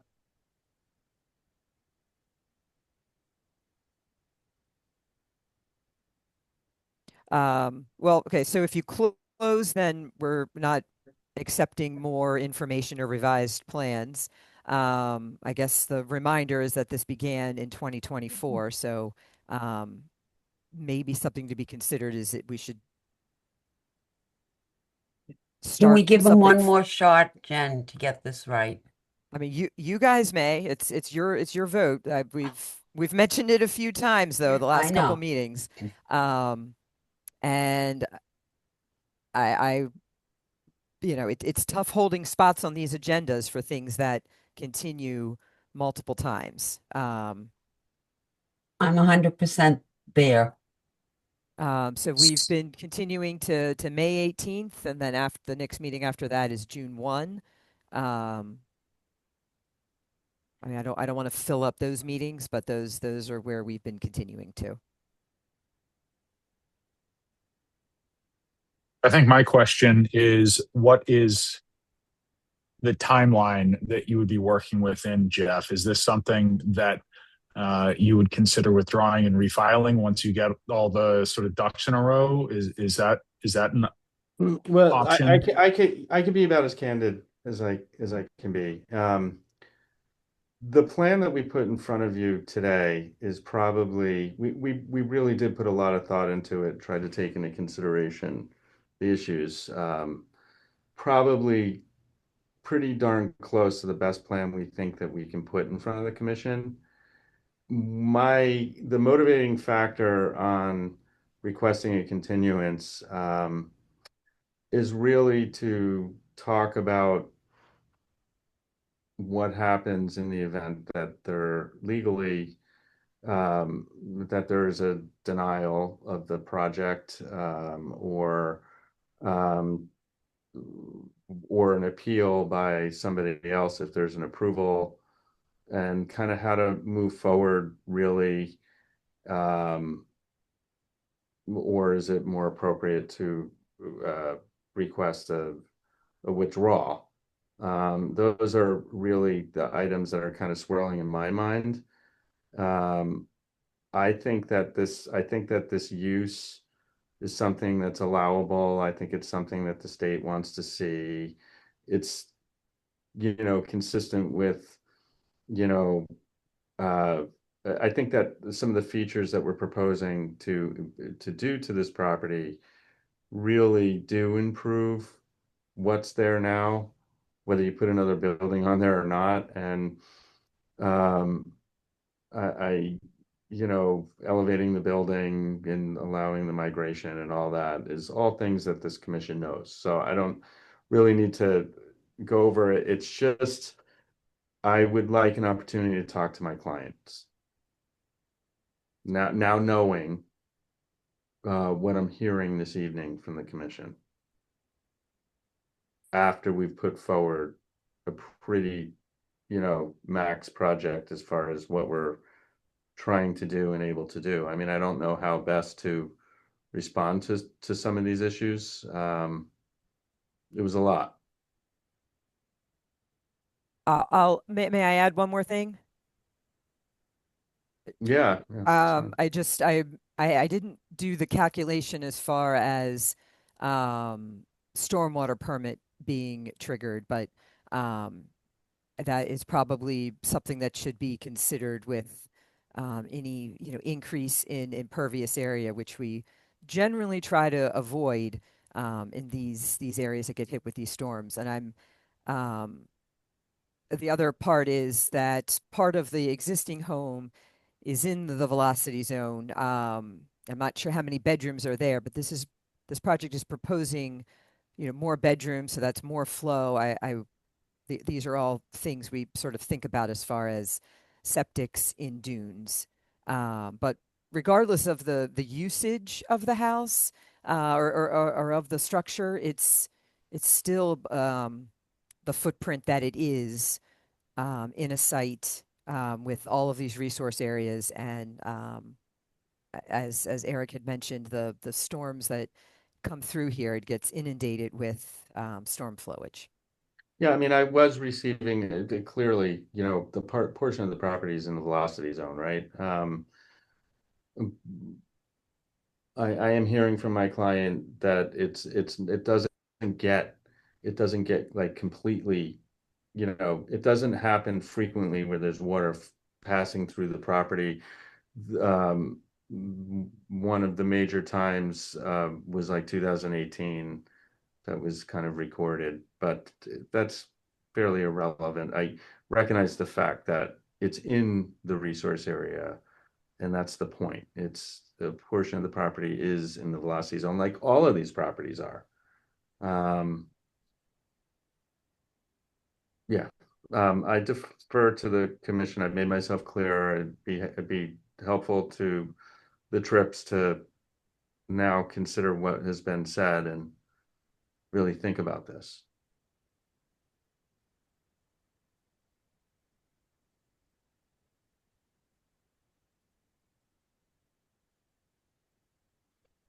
Should I make a motion, Jen, and see if the board agrees to go along with continuing it until May? We'll continue it to May. Hold on, I got Brendan. He had to rejoin. Let me Okay, thank you. And Jen, just briefly, the number of bedrooms. What I'm told is that the project would be a net no change because they would be removing a bedroom in the existing home and creating a bedroom in the other building, for what it's worth. Okay, thank you. Yeah.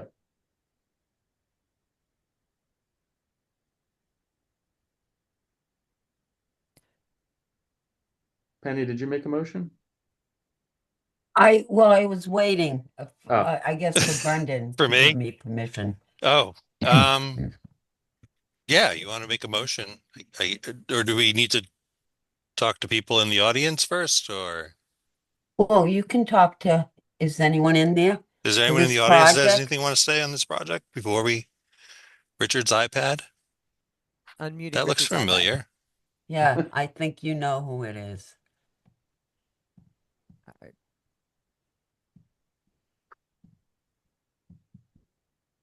Richard, we're at, yeah, there you go.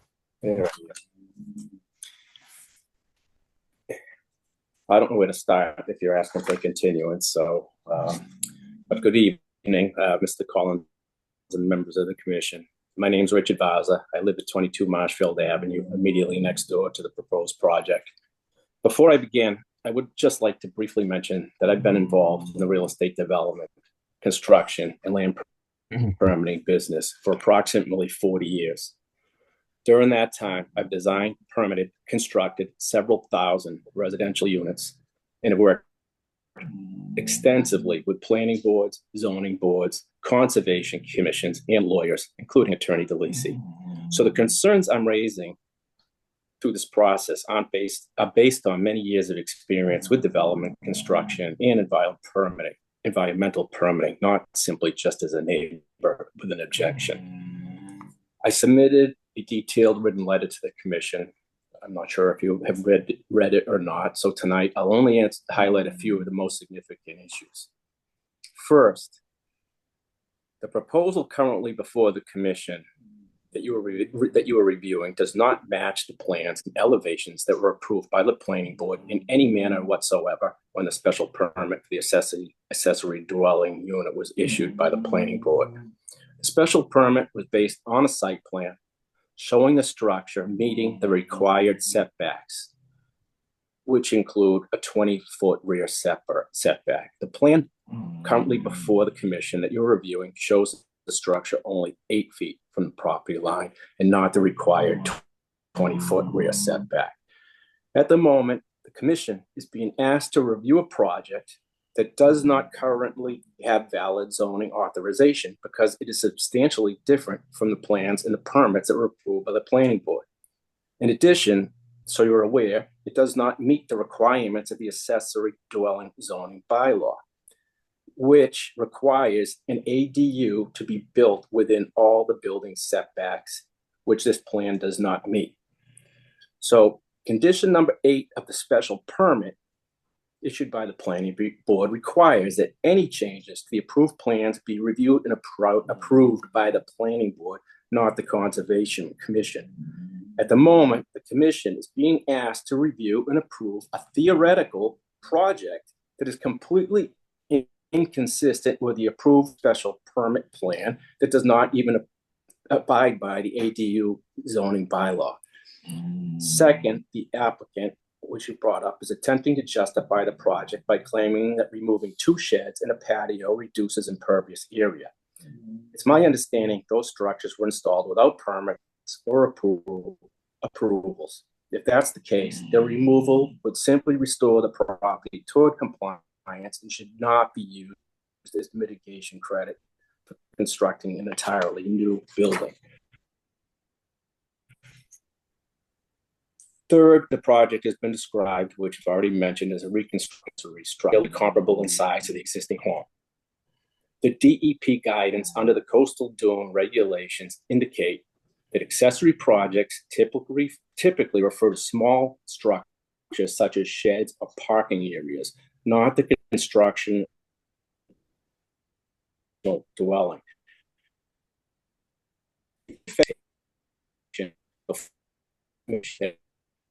Regarding it is actually from the DEP. States not include the construction of an additional dwelling when there is an existing home on the lot. That is fact, that is not theory.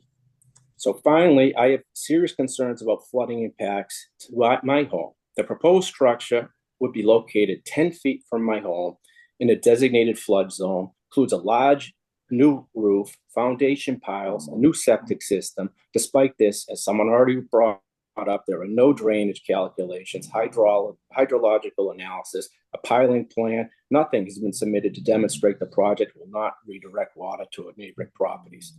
In addition, the plan indicate excavation for a large septic system, installation of 20 pilings, the removal of an existing gas main that is immediately adjacent to a raised vegetated dune that provides gas to my home. There's no plan for relocation. There's no plan for disconnection to my home. It is difficult to reconcile the level of construction activity with the applicant's claim that no dune vegetation will be disturbed. I'm not opposed to the applicant having an accessory dwelling unit on the property. My concern is with the specific location and the design being proposed directly adjacent to all of the dune vegetation and only a few feet from my home, when there are other reasonable locations that appear to exist on the property where his existing patio could easily be constructed there. So based on the materials before the commission, I don't believe that they should even be reviewing this plan or discussing it. It should be remanded back to the planning board because they don't have any authority under the Zoning Act. So thank you. For that reason, I know you're asking for a continuance. I'm asking for denial, but I think this has a long road ahead of it. Thank you. Okay, thank you.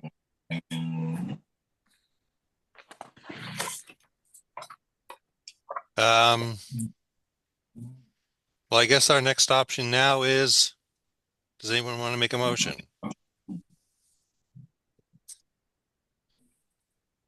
I'm not sure what I want to motion.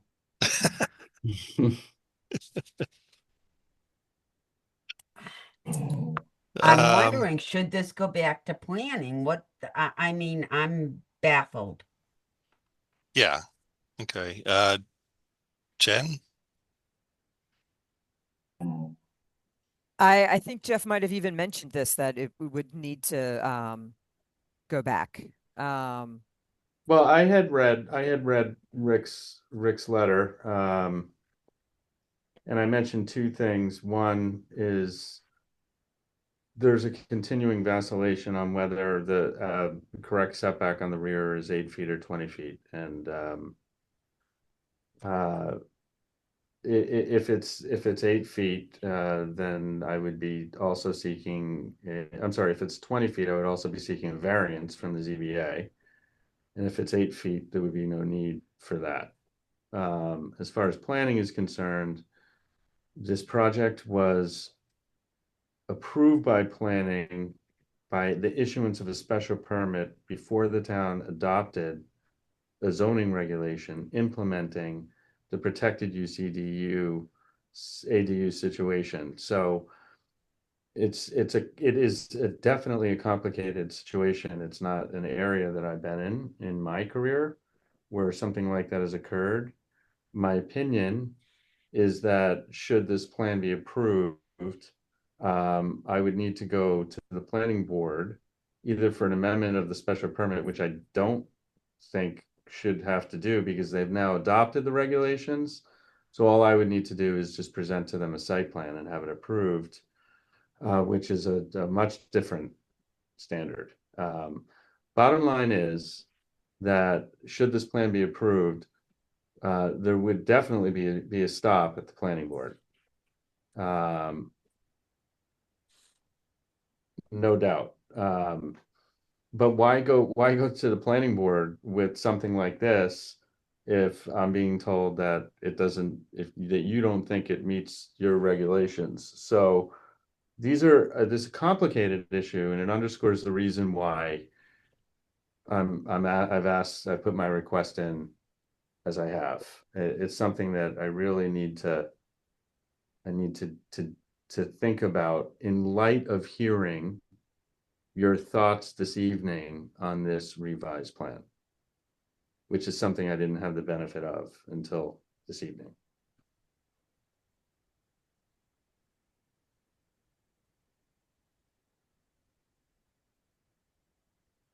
Okay. Thank you, Mr. Mhm. DeLisi. Mhm. Is there anybody? I would think that we have to continue this. I'm not interested in wasting time. If the thought process that we're going to request a withdraw, we're just going to send in a letter and there would be no further hearing.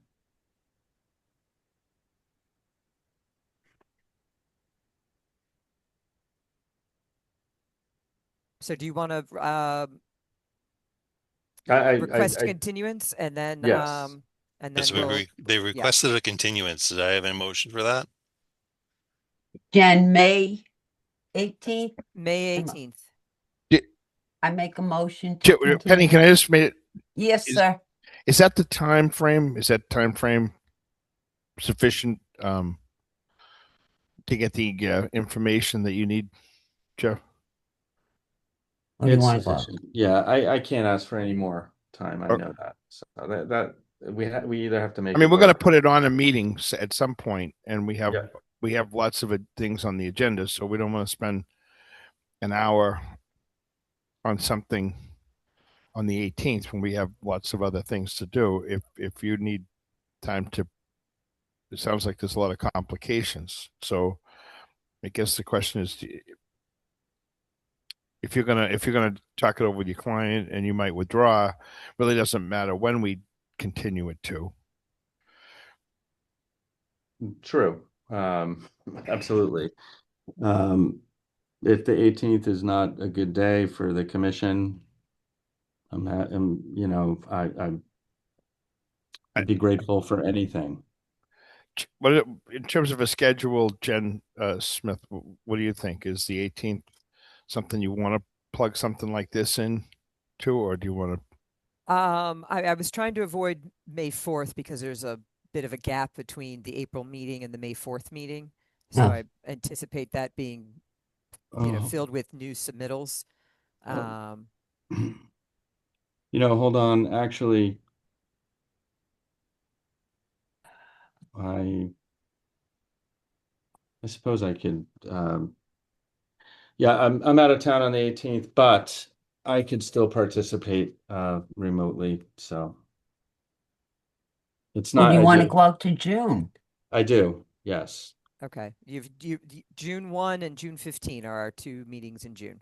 June 1 would be fantastic. Thank you.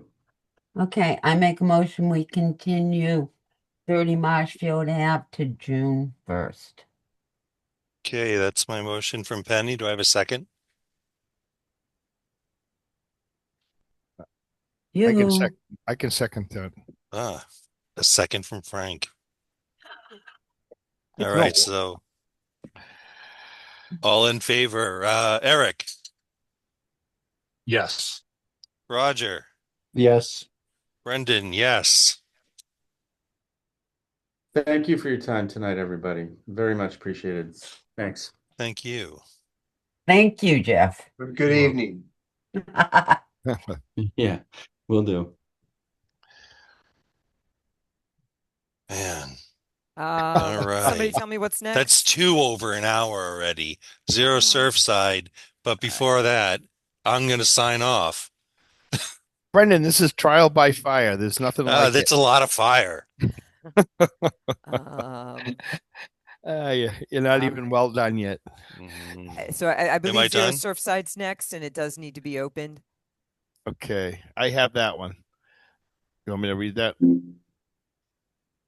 On March 16th, 2026, 6 p.m., the Scituate Conservation Commission will hold a wetlands hearing under Chapter 131, Section 40 of the Massachusetts General Laws and Section 30700, Town of Scituate Code of Bylaws for notice of intent filed by Stephen and Rita Pace for the construction of a new single-family dwelling within coastal wetlands resources located at 0 Surfside Road, Scituate. Abutters and other interested parties are invited to attend. This information is to access the meetings available on the agenda posted on the website. Okay. And we have Brendan Sullivan here to present this project. Good evening. Good evening. Brendan Sullivan with Maryland Engineers and Land Surveyors. Here with the applicants, owners, Reader and Stephen Pace. It's been a long night for everybody. I'll try and be brief. So this is down Surfside Road on the southern side, not the ocean side of Surfside Road, the Muskoshkut Pond side, let's say, in between numbers 70 and 62. It's currently a vacant lot other than a tennis court and a paved parking area on the lot itself. For resource areas, we have, it is in the Barrier Beach inventory list. We have we have a bank associated with Muskoshka Pond in the, let's say, the western portion of the property. We also have land subject to coastal storm flowage, elevation 14, which runs across the entire property. The elevation of the tennis court is approximately elevation 8. So the project is to remove the entire tennis court, provide some mitigation plantings in the rear of that area, and we propose a dwelling on piles. First floor we have it is elevation 18, I believe. Yes, elevation 18. With the deck, enclosed porch in the front, deck and area and porch in the back, we're going to remove a portion of the existing paved driveway, leave a portion of it there for existing parking, utilities off of Surfside Road. There's a water stub and a sewer stub as well for this area. We are proposing similar to the permitting of the two houses further to the south. We're proposing a 1x2 gravel trench on the rear portion of the property to help infiltrate and attenuate the roof runoff from the dwelling. And I think that's really about it.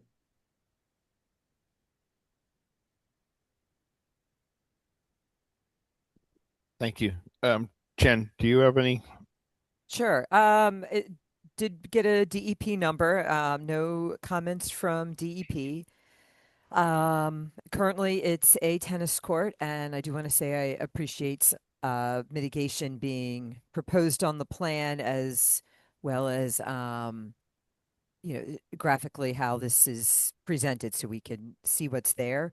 Some comments I had were regarding the fact that it is Barrier Beach, so it's coastal dune. So I think it was that the notice of intent form should be updated to reflect the disturbance calculation. And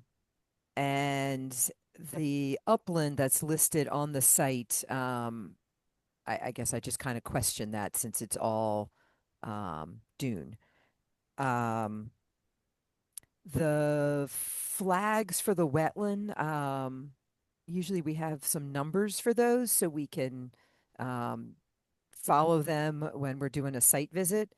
And then the recommendation from the coastal management officer was the coastal barrier resource area to be added to the plan just to make sure that they're working out of it. I believe that they are. It's probably behind where the mitigation plantings are. It's probably actually off of what we have on the plan, but we just want to be sure there's nothing proposed in that area. Um, we usually look for additional information on the coastal bank delineation. Um, and often with a new build, we have it reviewed, which they have funded, and I believe a site visit is being scheduled for later this week for accuracy of the resources that are here. So we've got coastal dune, land subject to coastal storm flowage, buffer to BVW, and the Musquashkett Pond that is behind that. Okay. So you're saying there is a review going for the line? Is that what? Yes. Okay. All right. Um, and my apologies, but I'm trying to remember. For tonight, we have Brendan, Penny, Eric, and Roger. Is that right? Correct. We don't have Robbie or Jen. Okay. Got Frank. Yeah, That's right. I'm We have back. Frank. Okay. Eric? Thanks, Frank. Why not?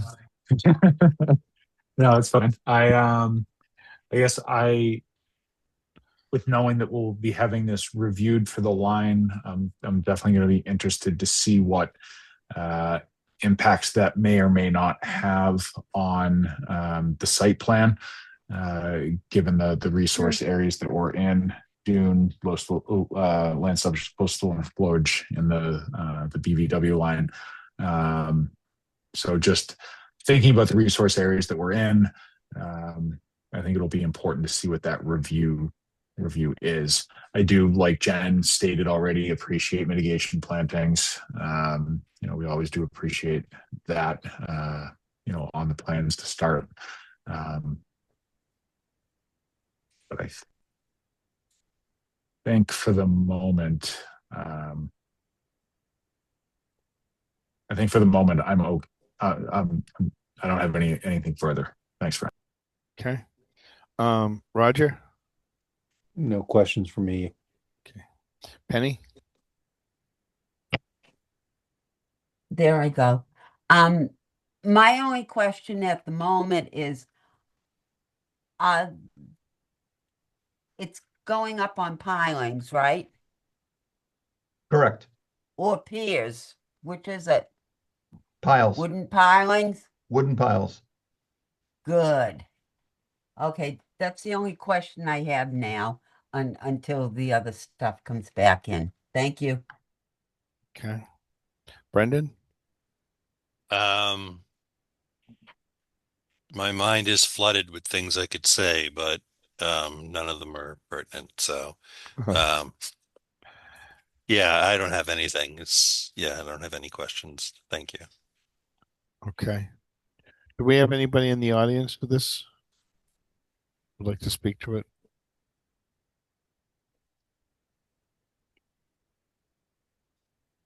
Do we have any information on like removing the tennis court, that sort of thing?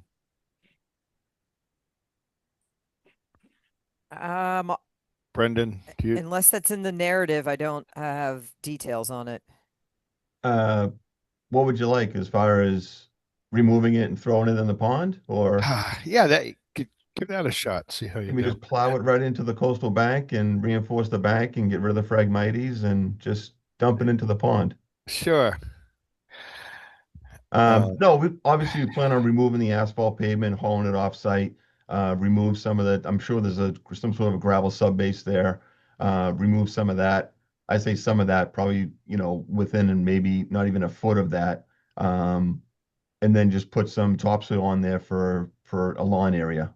And similarly to the other structures, we'll probably just do a crushed stone base under where the footprint of the house is going to go. That was going to be my next question. Sort of what's going on under the house. Yeah, we're at elevation 18. We only needed to be up to elevation 15. But given the, area underneath, usually some of the people in this area sometimes park their vehicles under there.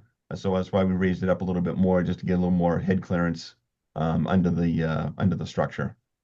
Got it. All right. Those are pretty simple things for us to know.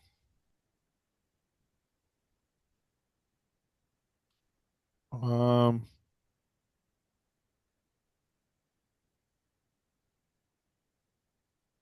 think a little bit of that info would be good. We'll get the wetlands reviewed. So as far as review of the wetlands, I know you say you're reviewing, the Barrier Beach, which is mapped off of the Mass Mapper. Land subject to coastal storm flowage, which is by elevation. I realize the entire site's in the land subject to coastal storm flowage. Those are pretty straightforward delineations. They're actually more graphically and elevation wise than flagging by a wetland scientist. So we're really just looking at the bank associated with Muskoshka Pond. I just want to be Yeah. clear. Dan, what did you order, or what have you requested? For the review of the line that's back there, I say back there, I'm sorry, on the west side, and any other resources that might be there between it and the pond, just to have a good understanding of what area we're working in. But having said that, I do think we want some more details about the proposed work.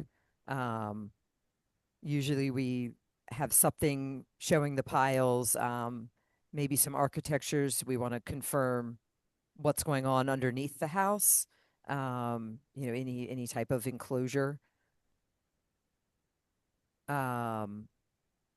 Usually for a coastal area, we don't want it enclosed. We talk about lattice and garage doors. Okay.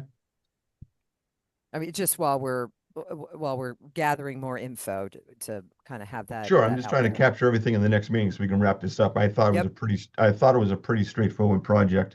Getting the review letter from the consultant was a bit alarming, I'll tell you. Just so you know, Yeah. just so you know, their fee was more than my fee to put the whole application together. Understood. Just so you know. I didn't want to say that, but I think I wanted to. If they just reviewing that one, if they're reviewing 1, 2, 3, 4, 5, 6, 7, 8 flags. And it's just top of bank. There's not anything on the other side of that. Well, there's the pond. Okay. So the Phragmites slope off, and then where those flags are is the back of the Phragmites, and then beyond where the flags are is just dirt, and then the pond is there. So there's a small, if you want to call it, I don't know if you want to call it Muskoshka Pond. I don't think it's tidal. It may be some sort of brackish from the Gulf River from Cohasset, but it's pretty much stagnant. I think it's been made tidal, Brendan. Okay. For a while, that there was a set of floodgates. Yeah, the floodgates and are we open. and we had a pretty comprehensive study of I say Musquashkett Pond, pretty extensive study, and at the end of the day, it was decided that the floodgates should be pretty much left open, unused, and now it is tidal, and it's been very much more productive in terms of the health of that pond. Sure. Okay. I just want to be clear what moving forward, what other So information you're looking for. I'm going to share your pain with the cost of peer reviews. I get it, and I'm not a big fan of that. Um, but that's, I guess your option would be, I think sometimes these go out, Jen puts together something and the applicant can take a look at it. And we do need a peer review. There's a lot of work that comes through the office, and it's unreasonable to think that the agent can do all those things. Oh, sure. No, So I totally understand. I get it. we get that, but I think I believe you get the option of a couple of people. So you might talk to Jen about that if that's the question. Well, and also what I'm hearing is I think the important part is making sure the bank is delineated correctly, not necessarily commenting on the rest of it. We sort of know the details that we want for these resource areas, Well, for the coastal resource areas. and I do think it's important that the second set of eyes looks at the resource areas and just confirms that all those ones are correct. Yeah. But when do you want to continue this to, Jen? Real quick before we schedule that, I just wanted to reiterate, it's already been mentioned by Jen, but what's happening underneath, in terms of elevations, looking at lattice or any other types of enclosures would be important for the commission, and details on the piling plan, and the fact that it's a new home in Dune, I think also is important relative to the peer review, because we do want to make sure that the lines that we're accepting on this plan are accurate. This is a new introduction in an area that otherwise would not be getting new construction. We don't see many of these in this area. Usually it's raise and reconstruct. So this is just something that we want to make sure that we get right the first time. Sure. So maybe let me ask you, what do you like? What do you prefer to see under the dwelling? Lattice, nothing at all, or before I put Preferably. Go ahead. No, you can go, Frank. No, well, we've had this discussion about lattice or enclosures and trying to minimize that. And anyone can correct me if I'm wrong. I mean, ideally, there's nothing or minimal. I think we've also discussed the option of maybe having a certain number of feet above the ground, so that in most cases water can just free flow underneath it. We don't want to see the lattice go all the way down to the ground to a 2 point feet, where we said. that's what I thought. Yeah, 2 feet. Does anybody else remember that or agree or disagree? That rings a bell to me. Yeah, I think that makes sense. I mean, across the street there's an AO 3 feet of depth, so I'll just make it 3 feet. We'll call it that and be done with it. Thank you. And then the stone for that area, and then I don't know what else sometimes we put some conservation stakes just so that people don't encroach on that. It's sort of a typical request from the commission. Along the mitigation area? Yes. Sure.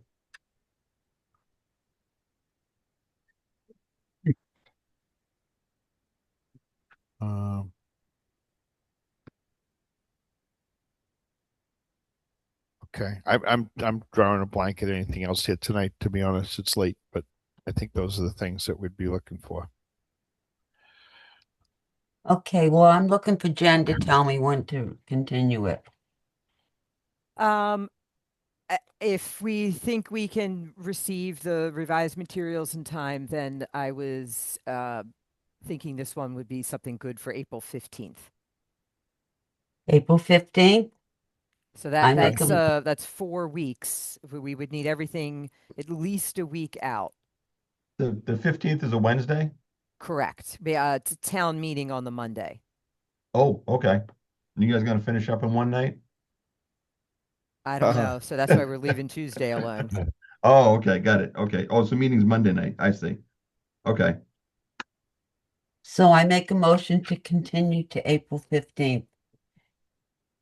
I'll Zero second. Surfside. Okay, so that was Penny, second from Eric, or right? Eric. Correct. Yep. Okay. All in favor, Brendan Yes. and Roger Yes. and Frank, yes. Thank you. Great. Thank you very much. Have a good night. You too. Okay, we're on to 0 Central Ave, the dock. Yes, it does need to be opened, but they requested a continuance. Okay, I don't have the sheet to Oh. open that, but I think I can add a little bit. All right, I can bring it to you. Sorry. On March 16, 2026, 6 p.m., the Scituate Conservation Commission will hold a wetlands hearing under Chapter 131, Section 40 of the Massachusetts General Laws and Section 30700, Town of Scituate Code of Bylaws for a notice of intent filed by Mark McGrath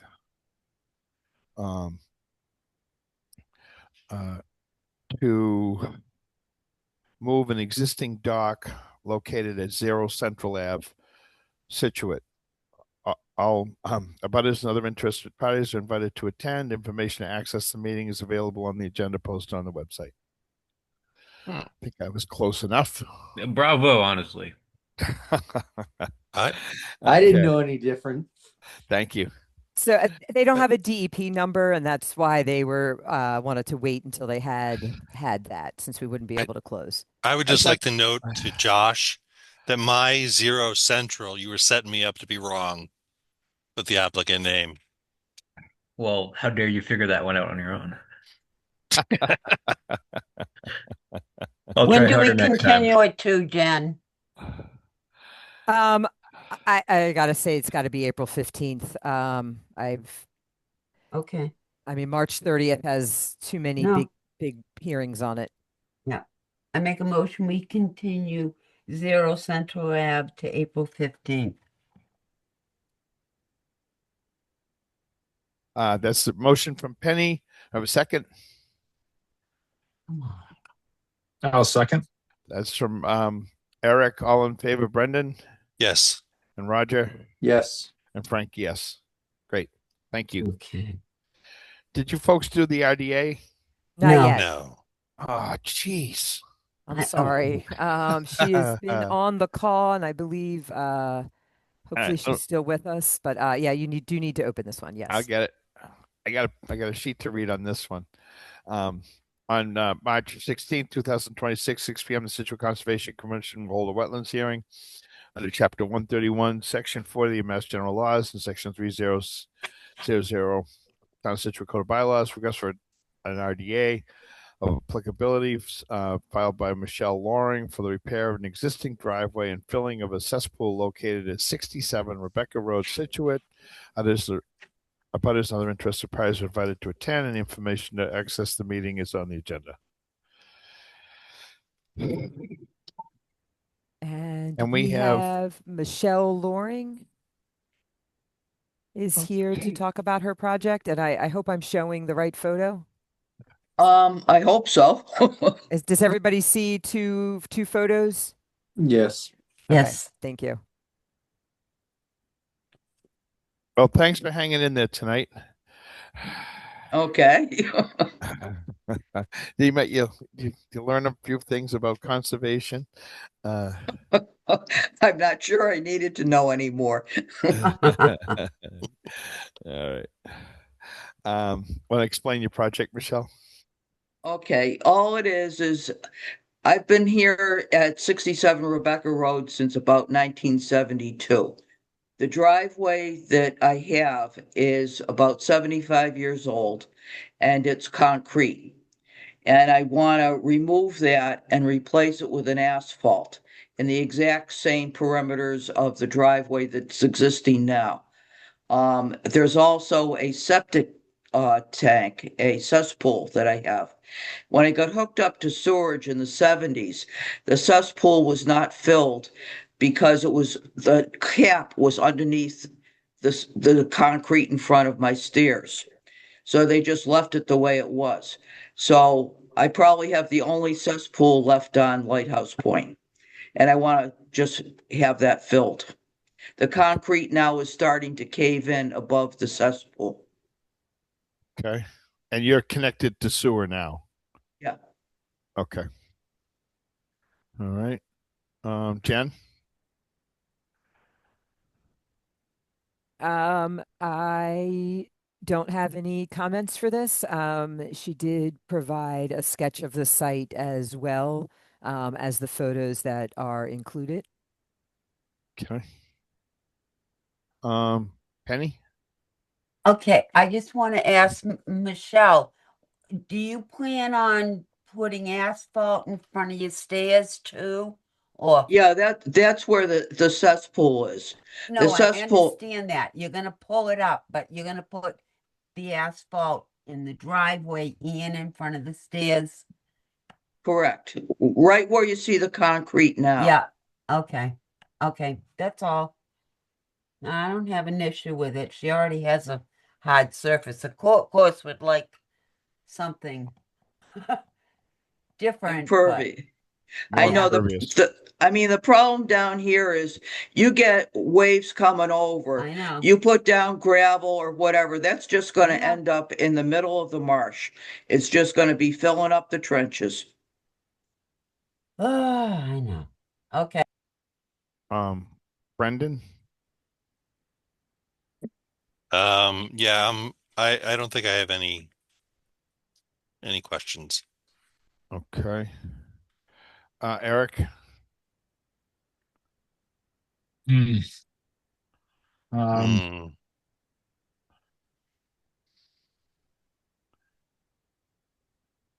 I have to remain consistent with my asks. When dealing with these types of surfaces on Lighthouse Point, I have always requested that it is a pervious material, ideally seashells or stone of something of the like, and usually as a last ditch, pervious pavers, though they do accelerate the flow of stormwater. So those are my comments. Okay. Um, uh, Roger? No comments. Okay. Brendan? um, I don't know. Maybe I don't know. Never mind. I've already gone, didn't I? I don't remember. Sorry. I'm very memorable. I would rather it be something permeable, honestly, but Okay. Do we have anybody in the audience for this one? I can circle back to any members in a minute. Um, Anybody in the audience? I don't see any hands raised. Okay. So, Michelle, I think you've probably heard the drill before, and you obviously have heard a number of different things. The commission looks to have less impervious surfaces for a number of reasons, and we still try to ask people to do that. We have had a policy. If you're removing something that's pre-existing, we would typically allow that to go back. You have concrete now, and whether it's concrete or asphalt, I'm not sure that makes a significant difference. One's an oil-based product, or has a lot more oil and compounds in it, as opposed to the concrete, which has other products in it. So I think it would be splitting hairs to say you should go back to the concrete. But typically the commission does look for folks to take a look at their home and their property and decide if there's some way that they could add some benefit with a more permeable area. And I guess that's what you're hearing one way or the other from commission members. I mean, I understand. I mean, I've been here for a long time.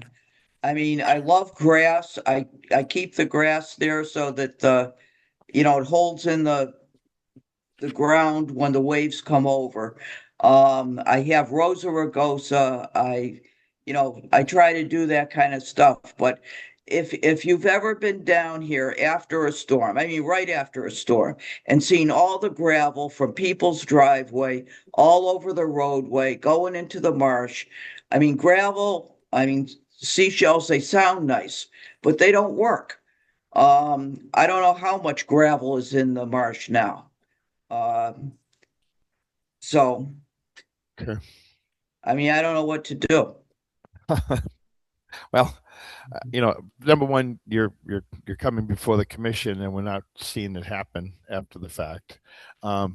Typically, the commission looks to make sure that when everything's removed, that any silt, any material coming from the site is all hauled away, so that nothing's left to wash into the marsh or whatever, and then there's no expansion of the existing driveway. That it's where it was in the past. So that's typically what the commission looks for. Well, that's definitely what's going to be done. Okay. And this is an RDA, it's not a notice of intent, which is typical for that sort of work. Okay. Do we have anybody in the audience? Yes, I do have a hand raised, Joanne Wyckoff. Okay. I'm unmuting you, Joanne. There you are. Oh, hi.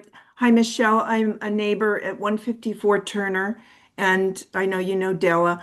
I just wanted to suggest I live, I get lots of overwash too from the ocean because I'm only a house away from the ocean, and I have a stone driveway with pavers, not pavers, what are those? Those Cobbles. stones, all cobbles, big cobbles all around. Plus, Steve Leach put a rim on my driveway, which means that it's a little hill that I go up in order to go into my driveway, and the stones do not leave my driveway, despite that the water goes over them a lot. So I just wanted to, you can come look at it if you want, but it works perfectly. Oh, good.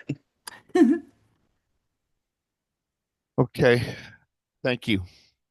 I don't have anything more to add. Any other members? Oh. Okay. Can I make a Penny? motion? Sure. I make a motion for -3. It's a motion from Penny. Do I have a second? I'll second that. That's Brendan. All in favor, Eric? Yes. And Roger? Yes. And Frank, yes. Okay. Thank you very much. You. Good night. Good night. Okay. I've got some really upset animals downstairs. Can we go quick, Frank, please? Okay. We don't need to talk about anything in open space this evening. No, nothing. Enforcements, Jen? 42 Crescent Ave did send us a revised plan last week, and I think they included the measurements of sorry, I'm just not totally sure what I have already popped up here.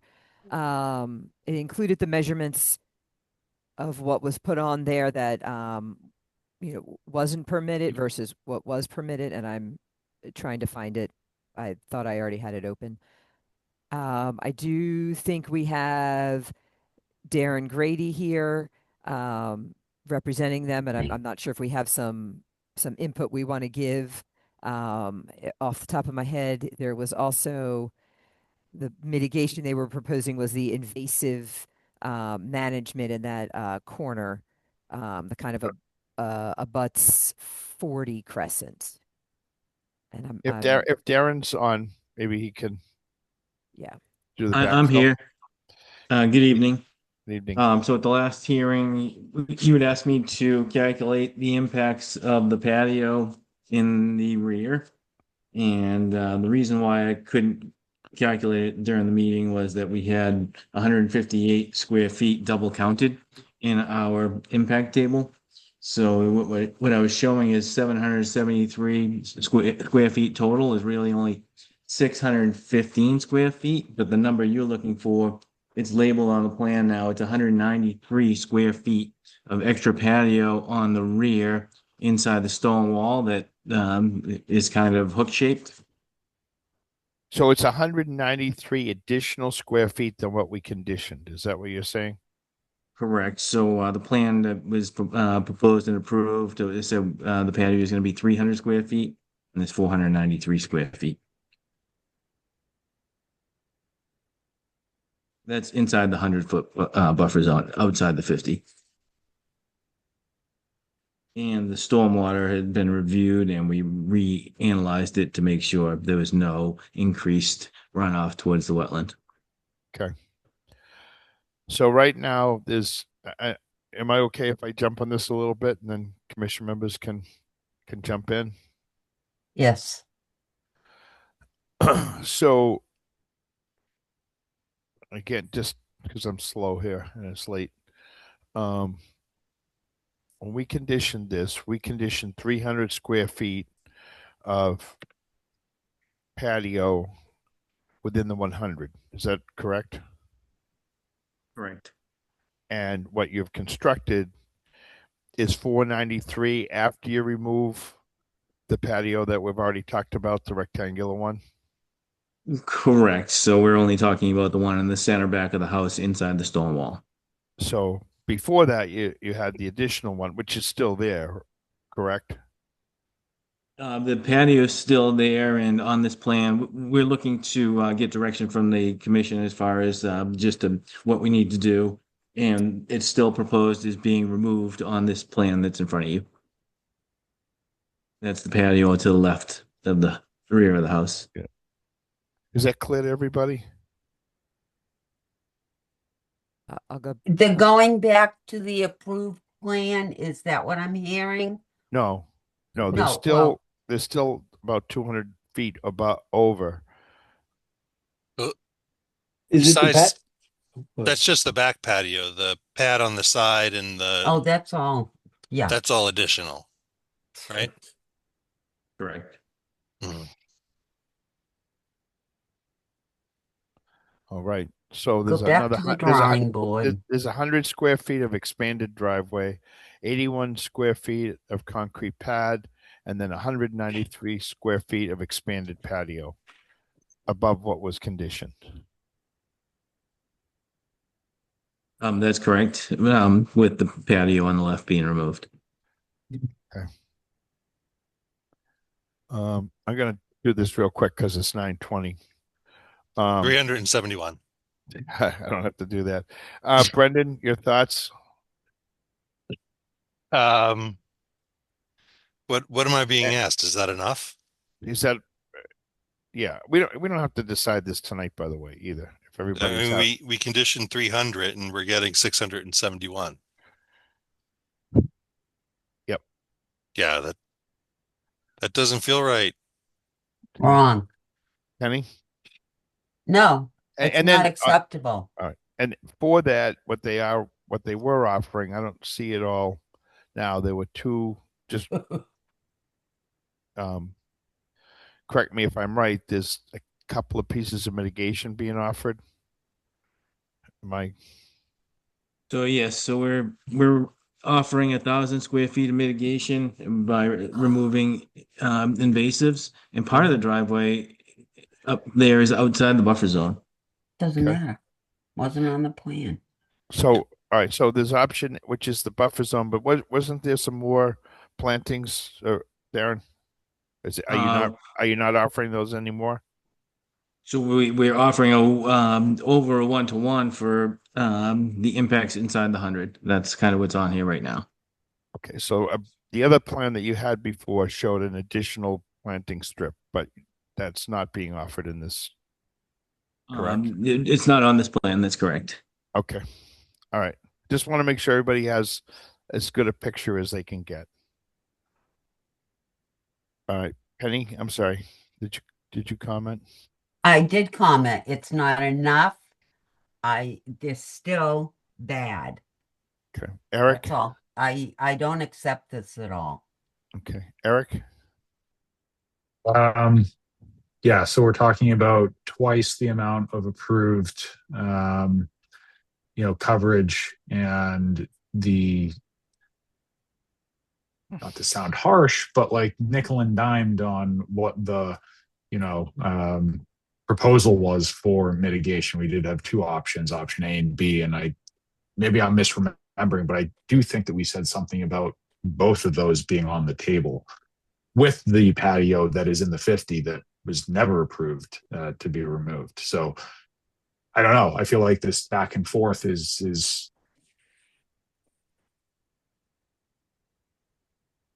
I'm not sure. All right. No, that's I'm right. a little I don't think flabbergasted that we're continuing. I don't think we're there for tonight. Just want to go through the members real quick. Roger? Yeah, I wasn't here when you guys first approved this, but this is a head scratcher. Like it's not just that one section of the patio that's in the 50. There's just obvious propose this, but we're gonna do whatever we want and do this, and then we're gonna kind of throw some, we'll offer some plantings. I don't understand how this can happen, honestly. And I mean, I think not that we need to solve it tonight, Frank, but I don't know. I mean, this is just it's not just a little. It's not like it's like, 5 extra square feet, right? It's blatantly done, and I don't know. Okay. Well, I think we can table this one for this evening. I think, Darren, you get a little bit of a read here. Okay. Do Are we you want looking for any more anything? information? I honestly, I No. don't think you need more information. We need to understand I'm sorry, Frank, not to jump in, but like Darren, Oh. you guys have brought stuff and then you taking it back. I think we have to, as a group, need to decide what are we willing to do, and whether it's unacceptable all the way around, go back to the original approval, what was approved, end of story. Yep. And that's where my head's at on this one. Okay. Okay. All right. Well, I let's think go ahead. just one last thing, Frank. I just feel Sure. like if I was an applicant, I would be coming hat in hand, trying to do whatever I could to try and make sure that the concerns were addressed, given that it does feel like that this was intentional and subversing what the process and procedure should be as already defined with the previous violation on the site. So I think that's the level of angst that we're feeling. We don't feel like the applicant is coming to us wholeheartedly trying to amend what occurred on site. And I think that's why this is feeling so ridiculous at this point. And I'll leave it at that. Okay. All right. Well, I think that's what we need. We got this. We don't have a full team, and it's 9:30, so I'm willing to table this for this evening. So my client is on the line. I think we're good. You've heard enough. Okay. We're going to table this for tonight. Thank you.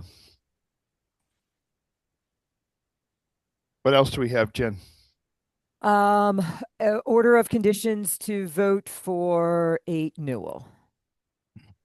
So we had, yep. I make a motion, we accept the orders of condition for 8 Newell as written. Anybody want to make a second? I'll second that. Second from Brendan. All in favor? Eric? Yes. And Roger? Yes. And Frank, yes. Okay. And now I'm going to make a motion, we accept the minutes of 1/21/26 as written. Okay. It's a motion from Penny. Second from somebody. I'll second that. Oh, Eric seconded that. Okay. From Eric. All in favor? Brendan? Yes. Roger? Yes. Frank, yes. Okay. Okay. Anything else? Not tonight.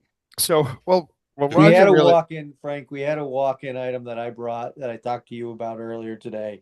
Yeah. I do think we need to spend some time talking about it in a future session. I think it'll save us from these marathon sessions. I think you could talk about it tonight, and anybody would vote for it, no matter what you proposed. Well, I think there's I have my ideas, right? And I'm not saying it's the perfect thing, but I do think like honestly, like when we should control mute buttons and not Yep. let engineers, attorneys, or abutters just jump in and start asking questions or responding to something else said. I kind of would like to see a little bit more order to this, because then we're not listening to people pontificate about something or talking about something that we've heard, or they bring up something from the past. I think it's like we start out, and I love the fact that they were on camera tonight. If you're speaking to the committee, you're on camera. Everybody else off camera, right? That would be my recommendation. Then it's like you have, and I'm making these numbers up right now, 5 minutes to present your case, 10 minutes to present your case. At the 10-minute mark, 5-minute mark, your microphone goes mute, right? Like but we're going to tell the audience this is what they need to do. This is the time they have allotted. And then we should be able to get through these cases 15, 20 minutes, right? In some cases, we'll get through quicker. Some will have to have a little bit more deliberation, like on the ones that came up today, but we won't have 2-hour ones. And there were a couple times, like honestly, I'm not sure Jeff should be the one guiding the conversation or responding or thanking an abutter for responding, making a comment or saying, well, let me address that for you. I just think it kind of removes the control of this meeting away from us. And I don't want to say it's the Lord of the Flies, but it's like people will just come in and talk and talk over each other. And I think I'd like to see it a little Comments more should get structured. directed through the chairperson. Yeah. And that's and it's a tricky thing to do sometimes Yes. when conversations get going, but it is important to try to rein that in as much as possible. And it can get difficult with more complex hearings, but I think it's something that we can. And I also happen to agree on timing. Like let's put something together so that it just doesn't go on and on. Right.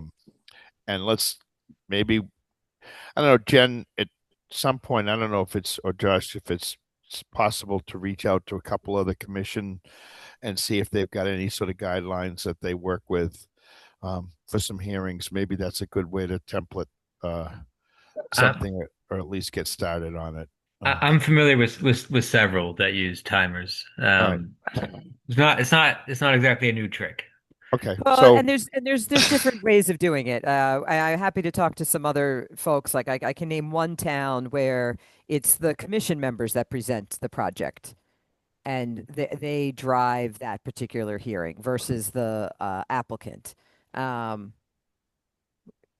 So everything better be given up front, super clear, because now you've got a commission member that should totally know it enough to present it. Okay. Well, let's look at some of that. You couldn't have picked a better night to bring it up, Roger. So let's work towards that if we could. All right. I think the idea of the mute button is leveraging the technology that we're using already. So I think that why not? It's there already. So if that can be something that can aid us in facilitating these hearings, then let's do it. So, all right. I think there's not a lot more productive discussion that's going to go into that this evening. At least not from I'm me. all for it. Okay. All right. Take a motion. I think we lost Penny, so we lost our motioner. Adjourn. Can we adjourn? Are there enough? Yeah, I make a motion to adjourn. Do it quickly. We better do it quick before we have to stay all night. That's right. I make a motion to adjourn. Yeah, it was Eric. I second the motion to adjourn. The emotion. The emotion.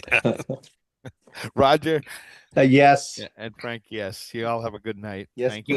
you. Good Good night, everyone. Thank you.